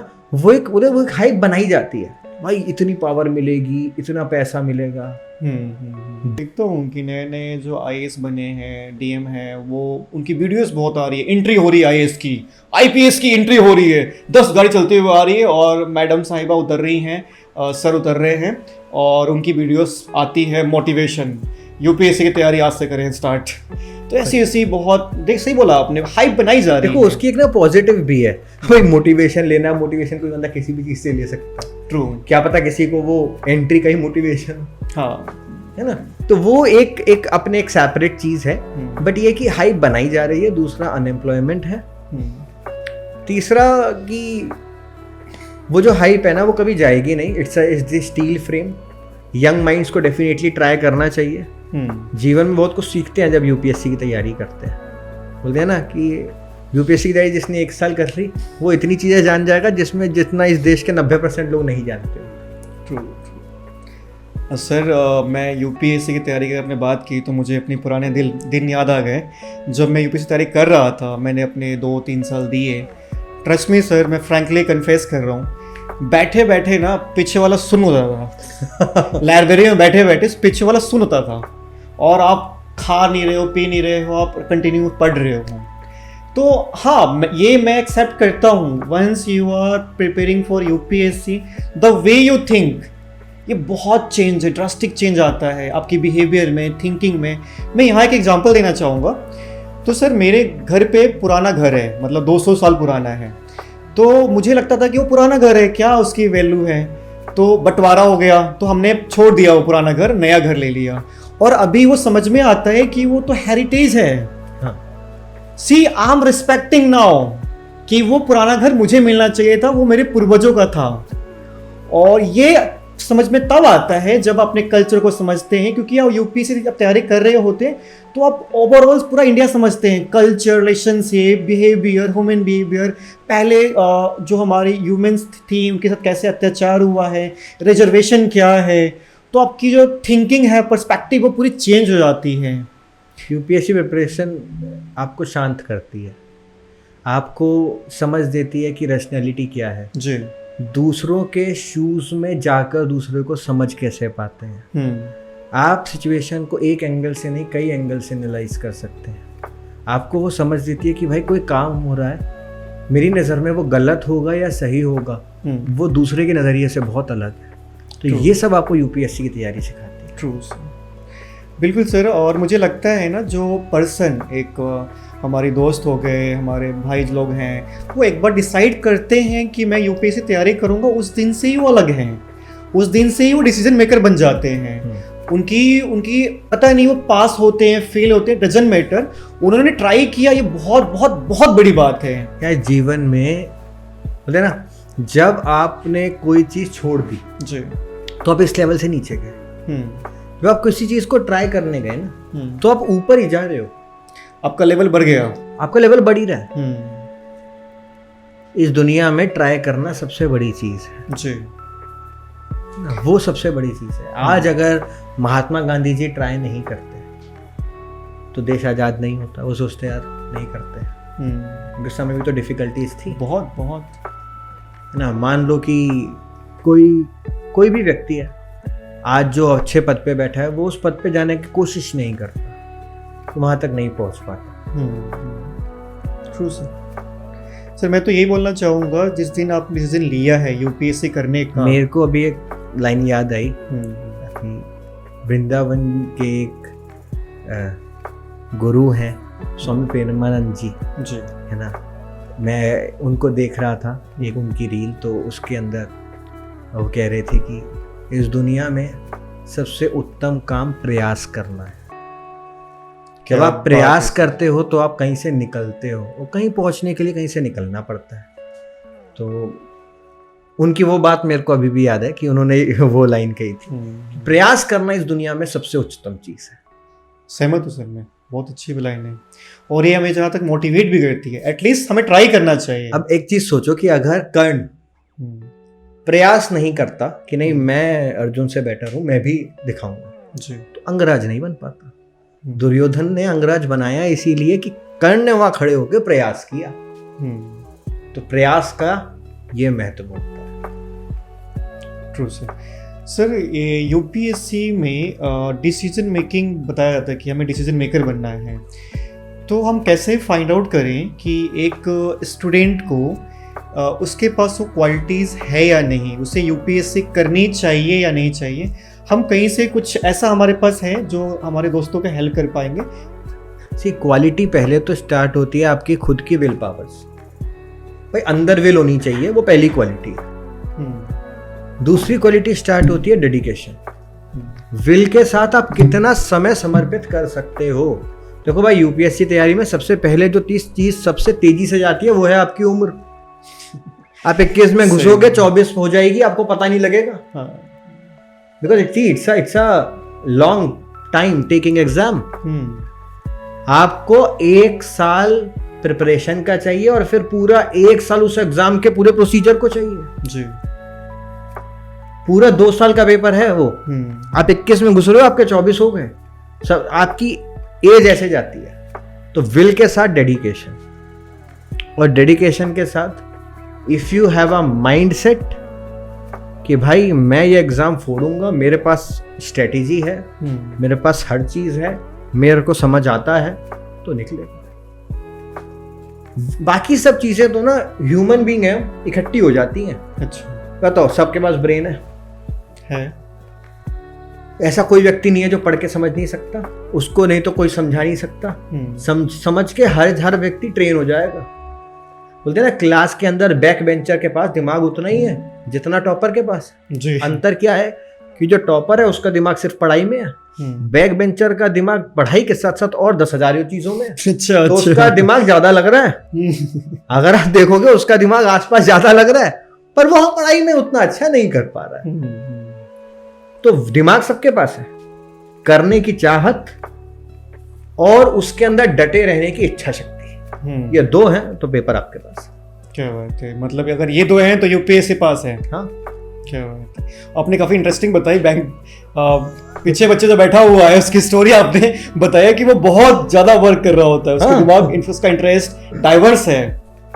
True sir. इसे बोलता हूँ लाइफ में इंटेलिजेंट बनो, अच्छी बात है, बट लाइफ में ब्रिलियंट बनना बहुत अच्छी बात है। ब्रिलियंट मतलब when you are expert in all over the fields.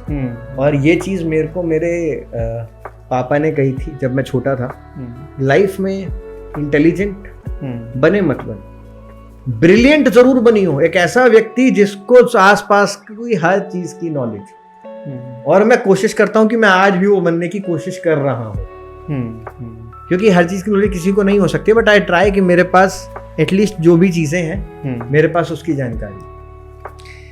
Definitely sir, आगे भी बहुत बातें करेंगे, लेकिन उससे पहले मैं आपसे कुछ जानना चाहूँगा। आपको पता है दुनिया चेंज हो रही है, दुनिया ट्रेडिशन से अब टेक पे जंप कर रही है, तो यूपीएससी का जलवा कब तक सर? अब टेक वर्ल्ड आ गया है। टेक वर्ल्ड से यूपीएससी का जलवा 2 गुना हुआ है। क्या बात? क्योंकि पहले जो बच्चे, आप देखो ना, पहले यूपीएससी का फॉर्म 5 लाख बच्चे करते थे अप्लाई, इस बार वो 12 हो गए हैं। क्यों? टेक। लोग को पता है कि अब एजुकेशन इजी है, अब दिल्ली नहीं जाना पड़े, अब मोबाइल पे है एजुकेशन, तो उसने और बढ़ा दिया है। टेक वर्ल्ड की वजह से काफी जगह पर अनएम्प्लॉयमेंट भी आई है, आर्टिफिशियल इंटेलिजेंस और बहुत सी चीज जी, उसकी वजह से सरकारी नौकरियों की डिमांड और ज्यादा बढ़ी है। तो टेक वर्ल्ड की वजह से नुकसान नहीं, बहुत फायदा हुआ है। सर मुझे क्या लग रहा है कि पहली बात तो यूपीएससी का तो क्रेज़ है और एक टेक वर्ल्ड आ गया है, जो कि अभी हम देख पा रहे हैं कि रिजल्ट्स हमारे कम हैं, एम्प्लॉयमेंट ज़्यादा बढ़ती जा रही है, टेक वर्ल्ड में अच्छी खासी सॉफ्टवेयर ये सब कंपनीज आ रही है, हम एक्सपोर्ट भी कर रहे हैं। तो आपको लगता है कि यूपीएससी का जलवा आगे वाले जो हम आज बातें कर रहे हैं यंग इंडिया शो में, ये आगे भी ऐसा रहेगा? क्योंकि अपॉर्चुनिटीज नई नई आ रही हैं, लोगों को अलग अलग जगहों पर सक्सेस मिल रही है, from social media to YouTube to artificial intelligence, अलग अलग चीज़ों में लोग बहुत ज़्यादा ऊपर जा रहे हैं। तो हो सकता है कि इसकी वजह से वो लोग और भी चीज़ें प्रेफर करें, बट यूपीएससी का जलवा हमारे देश में रहने वाला है और रहेगा आगे, बिकॉज हमारे देश की आज भी मैक्सिमम पॉपुलेशन रूरल एरियाज में रहती है, बिकॉज आज भी हमारे यूथ को जॉब में पैसे से ज़्यादा सिक्योरिटी दिखती है कि नहीं, मुझे भाई सिक्योरिटी चाहिए, वो ज़्यादा अच्छी है। दूसरा, सोशल मीडिया की वजह से और ज़्यादा फेम मिलने लगा है, सेलेब्स बनने लगे हैं सिविल सर्विस। अच्छा, हाँ, तो ये एक और चीज़ है। तो कम नहीं होगा, बढ़ेगा। हाँ, ऐसा हो सकता है कि कुछ जो टैलेंट हैं जो शायद यूपीएससी में आने की सोच रहे होंगे, वो गुड अपॉर्चुनिटीज़ की वजह से अपना फोकस वो कहीं और शिफ्ट करें। तो सर ऐसा लगता नहीं है कि UPSC is it ultimate goal, ये होना चाहिए? नहीं, सी ये ना कुछ लोगों के लिए, आप देखो ना कि 10 लाख बच्चों ने मान लो फॉर्म भरा, तो उनमें से सीरियस 1 लाख ही है। It's an ultimate goal for 1 lakh, जिनमें से भी अगर आप मान लो 1 लाख सीरियस एस्पिरेंट है, 50,000 मान के चलो जी, अगर आप मानो कि उन 50,000 के अलावा कोई और पेपर देगा ही नहीं आगे आने वाले और 100 साल, इमेजिन करके देखो, तब जाके सीट फुलफिल ढंग से हो पाएंगे जिस तरीके रिक्वायरमेंट। तो क्योंकि जॉब बहुत कम है, तो अल्टीमेट गोल नहीं कह सकते। देखो, ultimate goal of life should be satisfaction and happiness, and that should be achieved by any mean. उसके लिए आपको एक एग्जाम क्रैक करने की जरूरत नहीं है, उसके लिए सेल्फ इंट्रोस्पेक्शन की जरूरत है कि मेरे लिए सेटिस्फैक्शन क्या है, मेरे लिए हैप्पीनेस क्या है। जैसे मेरे लिए करेंटली सेटिस्फैक्शन है आज की क्लास अच्छे से लेना, वो क्लास अच्छी जाती है। जिस दिन मेरे को ऐसा लगता है कि my class is not going good, मैं एक्सटेंड नहीं करता, मैं 15 मिनट में एंड कर देता हूँ, बोलता हूँ आज नहीं करेंगे, रात में करेंगे या कल करेंगे, because my mood is not good और मैं आपको खराब चीज डिलीवर नहीं कर सकता। My quality is my product, तो वो सेटिस्फेक्शन है मेरी। राइट, सही बोली आपने, आप खुद को सेटिस्फाइड कर रही हो। सर ये एक बड़ा वायरल क्वेश्चन है, अगर इजाज़त तो मैं पूछ सकूँ आपसे। एक पेरेंट्स क्या सोचता है अगर उनकी बेटी का शादी करवाना है, तो क्वेश्चन ये है, क्या वो एक सरकारी नौकरी वाले को प्रेफर करेंगे या प्राइवेट वाले को? सरकारी नौकरी या प्राइवेट वाले का कंपैरिजन अगर एक लेवल पे रख के किया जाए तो डेफिनेटली सरकारी नौकरी शुड बी प्रेफरेबल, है ना। अगर मैं किसी बच्चे को भी बोलूँ कि भाई तेरे को प्राइवेट में भी 1 लाख रुपए मिल रहे हैं, सरकारी में भी 1 लाख रुपए मिल रहे हैं, कौन सा लेगा, तो वो भी सरकारी लेगा। यहाँ पे चीज़ें ना, एक तो आपके बैकग्राउंड से चेंज होती है कि उस पर्टिकुलर पेरेंट का पर्सपेक्टिव क्या है। दूसरा चेंज होता है कि एक पेरेंट किस नौकरी को किस हिसाब से देखता है। एक मेरी सिस्टर ने मेरे को एक वीडियो दिखाई, यूट्यूबर की, उसने अप्लाई किया मैट्रिमोनियल साइट पे अलग अलग नाम से, एक में सरकारी नौकरी में बना, एक में यूट्यूबर बना, एक में प्राइवेट। तो सरकारी नौकरी वाले की सैलरी सबसे कम थी, बट फिर भी सबसे ज़्यादा एप्लीकेंट उसी के पास है मैट्रिमोनियल। Interesting fact. तो इट्स अ नेचुरल फैक्ट, ठीक है। पर क्या होता है ना कि बहुत सारे पेरेंट्स जब चीज़ें कंपेयर करते हैं, तो मान लो किसी का करोड़ों का पैकेज, वहां उनके लिए एक डायलेमा अलग हो जाता है। वो फिर हिल जाते हैं, वो हिल जाते हैं, देखते हैं कि भाई इनकम ज्यादा है ना। तो सर हमारे जैसे कि मैं तो प्राइवेट जॉब में हूँ, प्राइवेट सेक्टर में हूँ, तो हम लोग का क्या होगा सर? हमारे पास सरकारी जॉब तो मिली ही नहीं है, तो हमारा कहाँ क्या होना है, क्या भला होना है फिर इस हमारा? देश में कितने लोगों को सरकारी नौकरी मिलेगी, कितने लोगों को मिलेगी? आपको समझना पड़ेगा कि सरकारी नौकरियां लिमिटेड है, बट अपॉर्चुनिटीज और पोटेंशियल तो अनलिमिटेड है। देश में पैसा तो अनलिमिटेड है। अल्टीमेट गोल क्या है? तो आप उस पर ध्यान दो। बिल्कुल सर। लेकिन बहुत, चलिए हमने पढ़ाई की बातें की, सरकारी जॉब, प्राइवेट जॉब की बातें, लेकिन कोई बात नहीं करता कि अनएम्प्लॉयमेंट के बारे में कोई बात नहीं कर रहा है। अगर हम यूपीएससी की बात करें, 10 लाख 12 लाख लोग फॉर्म भर रहे हैं, सिलेक्शन 1000 के आसपास हो रहा है, तो बाकी सब ने 2 साल 3 साल या जो बर्बाद किए उन्होंने, तो अनएम्प्लॉयमेंट काउंट करेंगे उसको, तो इनका क्या होगा? तो सर मैं आपसे ये पूछना चाहूँगा, यूपीएससी में जो लोग अपेयर होते हैं, जो हमारे दोस्त यूपीएससी एस्पायरेंट होते हैं या अलग एग्ज़ाम को तैयारी कर रहे हैं, 10 लाख से 12 लाख और इतने एक एग्ज़ाम के लिए, यूपीएससी के लिए तैयारी करते हैं, तो ये लोगों का 2 साल 3 साल बर्बाद हो जाता है, तो जाके इनका आगे क्या होने वाला है? क्योंकि एग्ज़ाम तो आईएएस तो बनना है, 1000 बनना है, तो इन बेचारों का क्या होगा लाइफ में? लाइफ में ना, मैं बोल रहा हूँ हर कोई कामयाब होगा। कामयाबी की डेफिनेशन अलग अलग है ना। कामयाबी, अगर आप सिर्फ एक एग्जाम को क्लियर करने को कामयाबी मांगोगे तो आपकी बहुत मायोपिक सोच है, वो बहुत छोटी है। यूपीएससी या कोई भी एग्जाम जो आपका गोल है, एसएससी, यूपीएससी, बैंक, जो भी है जी, वो एक मीन है टू अचीव द बिगर गोल। यहां से यहां तक जाना है। यूपीएससी आपको ऐसे लेकर जा रही है, यहां पे अगर आप मिस हो गए, दूसरा रास्ता बना वहां तक पहुंचने का। आप देखो ना कि आपका मेजर गोल क्या है लाइफ में। अगर आपका यूपीएससी या कोई एग्जाम ही फाइनल गोल है ना लाइफ में, मिल जाएगा, उसके बाद क्या करोगे? उसके बाद का सोचा? उसके बाद क्या? उसके बाद नल, कुछ भी नहीं। ये गोल नहीं है, ये मीन है to achieve something big. Nice. यहां से नहीं मिल रहा है और कहीं से करो। लाइफ में बड़ा आदमी बनना है ना, यहां पे ट्राई किया नहीं हुआ, किसी और चीज में ट्राई करो, और किसी चीज में ट्राई करो, वहां बड़े आदमी बनो। पर जो काम करो वो ऐसा करो कि तुमसे बेहतर खिलाड़ी उस काम का कोई ना।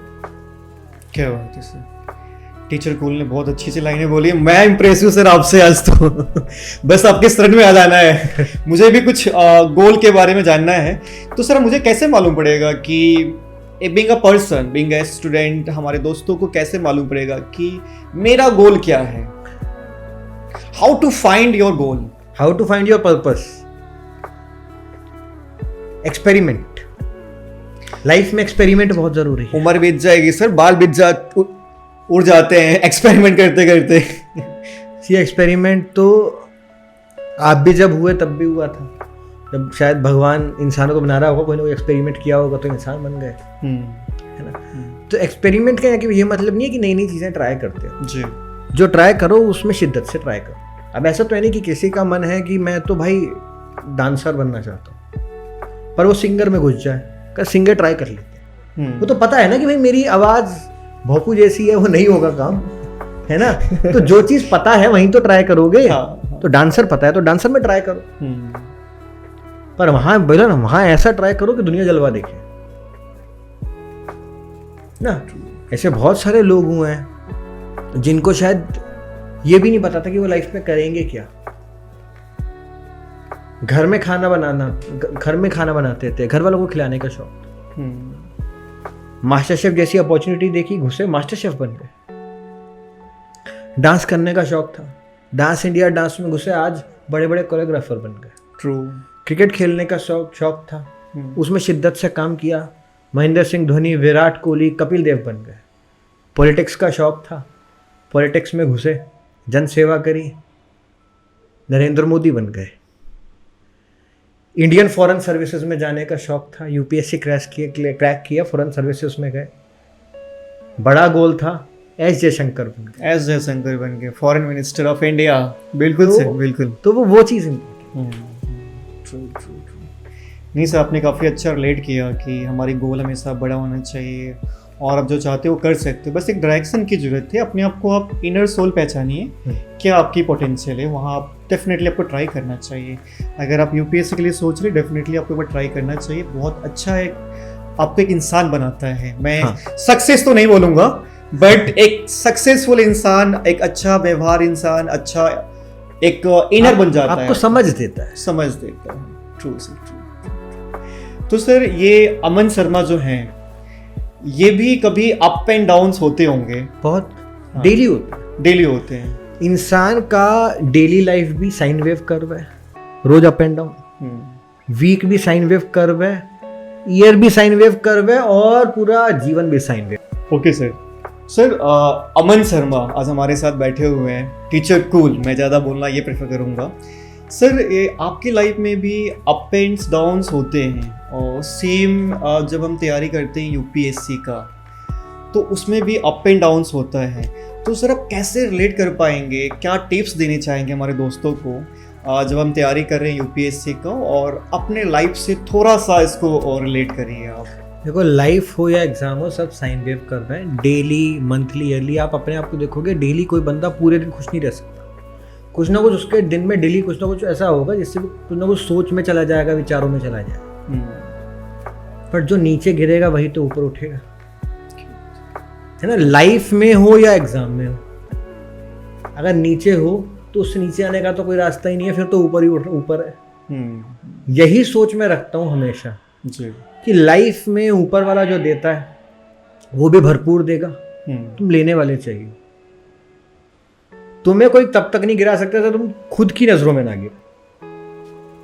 तो कभी मैं अपने आप को नहीं गिरने दूंगा, और मेरे जो पीयर ग्रुप्स है, मेरी फैमिली है, मुझे उनके ऊपर मेरे से भी ज्यादा कॉन्फिडेंस है, वो मुझे नहीं गिरने। नाइस। काफ़ी अच्छी लर्निंग रहेगी कि हमें अपने आप को कभी गिरने मत दीजिए, और हमेशा अप एंड डाउन्स एक लाइफ का पारा है, ऊपर नीचे होता रहता है। बैलेंस रखिए और अपने डिसीजन पे फोकस रखिए, आप उसको अचीव करेंगे। No power made on the earth that can stop you. बिल्कुल राइट सर। ये तो बातें काफ़ी हमने बातें कर ली, लेकिन सर लाइफ में ना हमारे लाइफ में बहुत सारी ऐसी बातें होती हैं। सर लाइफ में सबसे खुश कौन है? क्या अमन शर्मा टीचर कूल खुश हैं लाइफ में? हाँ, I am happy, I have good family, मेरा सपोर्ट सिस्टम बहुत स्ट्रांग है। मैंने अपनी लाइफ में जो मेरा बोलते हैं ना गोल है, मैं उसकी तरफ आगे बढ़ रहा हूँ।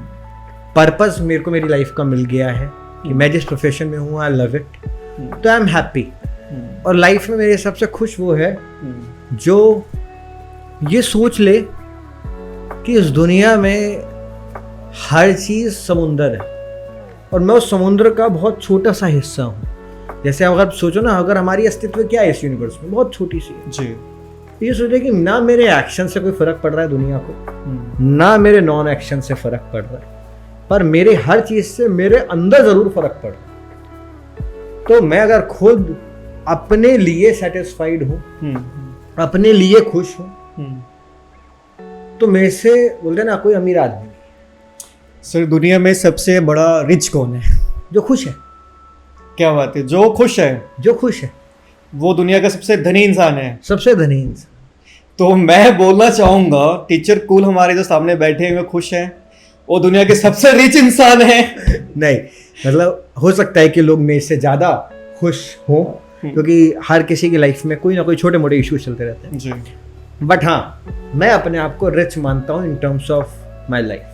क्या बात है सर, ये कॉन्फिडेंस होना चाहिए। ये अपने आप को बोलने के लिए सब नहीं बोल पाते। मैं कॉन्फिडेंट हूँ, मैं खुश हूँ इस लाइन को बोलने के लिए। It's really outstanding. इसका एक बहुत बड़ा रीजन है, बोलते ना, ना किसी से दोस्ती ना किसी से बैर, सबकी अपनी अपनी रेस, सबके अपने अपने पैर। तो I haven't competed with anyone in my life. मेरा कंपटीशन हमेशा से मैं खुद हूँ। मुझे अपने से बेहतर बनना है, किसी और से बेहतर नहीं, क्योंकि अगर किसी और को टाइम सेट कर लिया ना कि मुझे इससे बेहतर बनना है, तो वो मेरी लिमिट हो जाएगी। एंड आई फील कि my limit is beyond this universe. तो यू आर लिमिटलेस। हाँ सर, मैं आशा करता हूँ आप जो मिशन पे निकले हैं, हमारे इंडिया के यंगस्टर्स को मोटिवेट करने के लिए मेंटरशिप दे रहे हैं, AG2 अप्रोच हैं, अच्छी एक एजुकेशन मिल पा रही है, तो मैं आशा करता हूँ आप और लोगों को, हमारे दोस्तों को पढ़ाइए, अच्छा उनको नॉलेज प्रोवाइड करिए और सही डायरेक्शन में उनको गाइड करिए। सर, एक लास्ट क्वेश्चन बनता है, मैं पूछना चाहता हूँ अपने दोस्तों के तरफ से। सर, कुछ एडवाइस हमारे कॉम्पिटिटिव एग्ज़ाम की जो तैयारी कर रहे हैं, उनको क्या एडवाइस देना चाहेंगे आप? इस एग्ज़ाम को एग्ज़ाम की तरह लो। डोंट थिंक इट लाइज कि ये जीवन का अंत है, नहीं होगा तो ये क्या होगा। अपने आप को आप जितना लूज करते हो ना, उतना आप अचीव करने के लिए सक्षम होते हो। तो अपने आप को लूज करो। लाइफ में ये सोचो कि इट्स जस्ट अ गोल। मतलब बस एक अन्य एग्ज़ाम है। मेरी लाइफ में बहुत एग्ज़ाम हुए होंगे। बचपन में ABCD वाला एग्ज़ाम भी उतना ही इंपॉर्टेंट था लाइफ में, क्योंकि वो क्रॉस नहीं होता तो फर्स्ट में नहीं आते। जी। इंपॉर्टेंस हर एग्ज़ाम की इक्वल है। हाँ, अगर आप करना चाहते हो तो शिद्दत से करो। ये नहीं है कि दिमाग इधर उधर भटका रहे। जो करो फुल डेडिकेट होके करो। और अगर उसमें डिसीजन मेकिंग लेनी है कि नहीं भाई मुझे नहीं करना है या और कुछ करना है, तो उसमें भी देरी मत करो। कभी कभार अभिमन्यु चक्रव्यूह में फंसा रह जाता है, वो चक्रव्यूह बनने ही मत दो ना। या तो चक्रव्यूह को तोड़ो, बाहर निकलो, नहीं तो कोशिश करो कि फिर उस चक्रव्यूह को अपने अंदर संभालो, उसको अचीव करो। नहीं सर, काफ़ी अच्छी बातें बोली, बहुत क्लियर किया आपने। और मैं तो ये भी बोलना चाहता हूँ, if you are preparing for India's toughest exam, give 1, 2 और maximum 3 years. If it's not working for you, fail faster. Fail better, जिससे कि आप लर्न जल्दी कर सको, लाइफ में बहुत जल्दी कुछ अचीव कर सको। बिकॉज सी, आप हर साल आप उन 900-800 बच्चों को देख रहे हो जो अचीव हुए हैं। You are not seeing those, मतलब around if you imagine around 99,000 serious aspirants. Right. तो मैं कल एक बात भी कह रहा था कि जब रिजल्ट आता है ना, मेरे पास वो बच्चे भी होते हैं जो सक्सेसफुल हुए जी, बट मैं उनकी सक्सेस को सेलिब्रेट नहीं कर पाता, बिकॉज मेरी नज़र उनकी तरफ होती है जिनका नहीं हुआ। मैंने कभी अपने किसी स्टूडेंट की सक्सेस को इतना ओवर सेलिब्रेट नहीं किया है। हाँ, बट मेरा किसी स्टूडेंट का अगर नहीं हुआ तो मैं उसके साथ खड़ा रहा हूँ ये कहने के लिए कि इस साल नहीं तो अगले साल होगा तेरा। बहुत अच्छी बात है सर। Keep motivating. मोटिवेशन की उस टाइम बहुत ज़्यादा ज़रूरत होती है, नहीं तो उस टाइम क्यूट कर देते होते हैं, गिव अप कर देते हैं उस टाइम। अगर उस टाइम आप जैसा एजुकेटर मेंटर हो हमारे साथ, तो हम शायद हमने उस साल क्वालिफाई नहीं किया, पता हम नेक्स्ट ईयर टॉपर बन जाएंगे। बिल्कुल। So definitely we would like to say कि नेवर गिव अप। एक बार ट्राई करिए एग्ज़ाम को, एग्ज़ाम अच्छा है आपकी लाइफ के लिए भी, और ज़्यादा टाइम देना भी नहीं है। अल्टीमेट गोल आपका सिर्फ एग्ज़ाम ही नहीं है, लाइफ बहुत बड़ी है और लाइफ ब्यूटीफुल है। और लाइफ इतना जीवन जीने का नाम है जी, और जियोगे तब जब जल्दी से देख लोगे क्या ये नहीं हो रहा, दूसरी चीज कर। क्या बात है सर, ये टिप्स मुझे अप्लाई करना पड़ेगा। तो ये कौन से चश्मे से देखना पड़ता है? ये चश्मा आपके पास सिर्फ है? ये चश्मा आता है बहुत सारे फेलियर्स से, बहुत सारे फेलियर से। तो इस चश्मे को पहनने के लिए मेरे को बहुत सारे फेलियर्स का सामना करना। सर मुझे कितना टाइम लगेगा वहां पहुंचने तक? अब कोई जल्दी कर लेते हैं, कोई लेट। कोइंसिडेंटली ऊपर वाले ने आई एम वेरी थैंकफुल कि उसने मेरे को बहुत जल्दी अच्छी अपॉर्चुनिटीज दी, जिससे कि मैं अपनी लाइफ का पर्पस जल्दी ढूंढ पाया। अच्छा, तो पर्पस मिल चुका है आपकी लाइफ का? हाँ, I am happy with my purpose. अच्छा, मुझे मज़ा आता है, मतलब बोलते ना, मुझे पढ़ाने में मज़ा आता है। मैं ये प्रोफेशन में किसी उससे नहीं हूँ कि मेरे को पैसा मिल रहा है, मुझे मज़ा आता है। मज़ा हर चीज़। मज़ा आ गया तो आप अब मन से पढ़ाते हैं, फिर वो लगता है कि बस वो मेरा फील्ड है। मतलब मेरी लाइफ में कोई भी इशू चल रहा होगा, कोई प्रॉब्लम चल रही होगी, बट जब मैं क्लास में जाके वो स्टार्ट लाइफ का बटन दबाता हूँ ना, वो खत्म कर देता है मेरी लाइफ में सारी चीज़ों को, साइड लाइन कर देता है जी। तो मज़ा उसी तो कहते हैं जिसके सामने और कुछ दिखे ही ना। क्या बात है। इवन मेरी क्लास में सायराना मैं हो अपनी गया है। फैमिली के अलावा, मतलब मेरी मदर, फादर, सिस्टर और मेरी वाइफ, जी। इनके अलावा अगर किसी और का कॉल आता है ना तो मुझे मतलब ही नहीं है। अगर इनका कॉल आया तो बोलते ना, फिर तो उससे बाहर कोई नहीं निकल सकता। जी जी जी, काफ़ी माइंडसेट है सर आपका, काफ़ी अच्छी लगा मुझे बात करके। And thank you so much sir for coming young India podcast. हम उन लोगों को लेके आ रहे हैं जो रियली में हमारे इंडिया में लोगों को गाइड कर सके, अपने एक्सपीरियंस को शेयर कर सके। और ये प्लेटफॉर्म उन सब के लिए है जिनके पास कुछ एक्सपीरियंस है, टैलेंट है, वो यंग इंडिया पॉडकास्ट में आ सकते हैं। इवन हमारे इवेंट भी आते हैं दिल्ली में, पटना में भी, हर स्टेट में हम लोग आ रहे हैं। तो I would like to say कि जो भी आपके पास स्किल्स, टैलेंट है, definitely reach to us. Do visit youngindiashow.com where you can contact us. And I would love to say कि आप बहुत बेहतरीन काम कर रहे हैं। इस दुनिया में सबसे ज़्यादा कमी जिस चीज़ की है ना, वो है अवेयरनेस। जी। ठीक है, जैसे सोशल मीडिया पे चीज़ें बहुत हैं बट कोई लोगों को अवेयर नहीं कर रहा है, लोगों को चीज़ें बता नहीं रहा जी। है ना। इन्फ्लुएंसर्स बहुत हैं बट आप इन्फ्लुएंसर्स को अगर अपना आइडियल मान लोगे ना तो वहाँ सबसे बड़ी गड़बड़ है। पहले आप बच्चों से पूछते हो भाई आपका आइडल कौन है, तो ना कल्पना चावला हैं, कपिल देव हैं, इंदिरा गांधी हैं, जिन्होंने अपनी लाइफ पे काम किया होता है। आज क्या है, व्यक्ति इन्फ्लुएंसर्स के पीछे भाग रहे हैं जिन्होंने 1-2 साल काम किया है कि 1-2 मिलियन फॉलोअर हो गए, ये हो गया, वो हो गया। आप ये अंडरस्टैंड करो कि आपके आइडियल्स कौन है। इन्फ्लुएंसर्स का काम अलग है, वो आपको इन्फ्लुएंस कर सकते हैं कि ये काम करो, वो काम करो, उनके नाम में ही है। आइडियल का मतलब होता है आप जिससे कुछ सीख रहे हैं, वो इम्पोर्टेंट। सर मैं यहाँ एक स्टोरी शेयर करना चाहूँगा। हाँ, अभी बहुत वायरल चल रहा था इंडिया के अंदर। तो अभी हमने देखा कि हमारे इंडिया में बिग बॉस चल रहा है और वहाँ एक कंटेस्टेंट है इल्विस यादव। उनके फैंस फॉलोइंग जो है, उनका कहना ये है कि सलमान खान के जो फॉलोवर्स थे उन्होंने ऐसा कुछ हुआ उनके शो में, तो वो क्या हो गया, उनके फॉलोवर्स कम हो गए। जो कि सोशल मीडिया पे जब जो देखते हैं वो सब सच नहीं होता। कभी सलमान खान के फॉलोवर्स वो 3 मिलियंस के अप्रॉक्स बढ़े नहीं थे, वो उतना का उतना ही था। लोगों को दिखाया गया बढ़ा के और फिर दिखाया गया कि अब कम हो गए हैं। तो जो सोशल मीडिया पे हम देखते हैं वो रियलिटी नहीं होती है। तो blindly don't follow any social media post. See it is up to you, you want to become a slave और you want to become a king. Slave हर सेंस में होता है। आप किसी के पीछे अगर किसी भी चीज़ के लिए दीवाने हो जाओ तो वो स्लेव ही हो।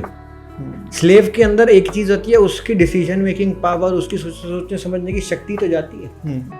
किंग के पास एक ही चीज़ होती है, डिसीजन मेकिंग। तो किंग बनना है तो डिसीजन मेकिंग खुद से करनी पड़ेगी।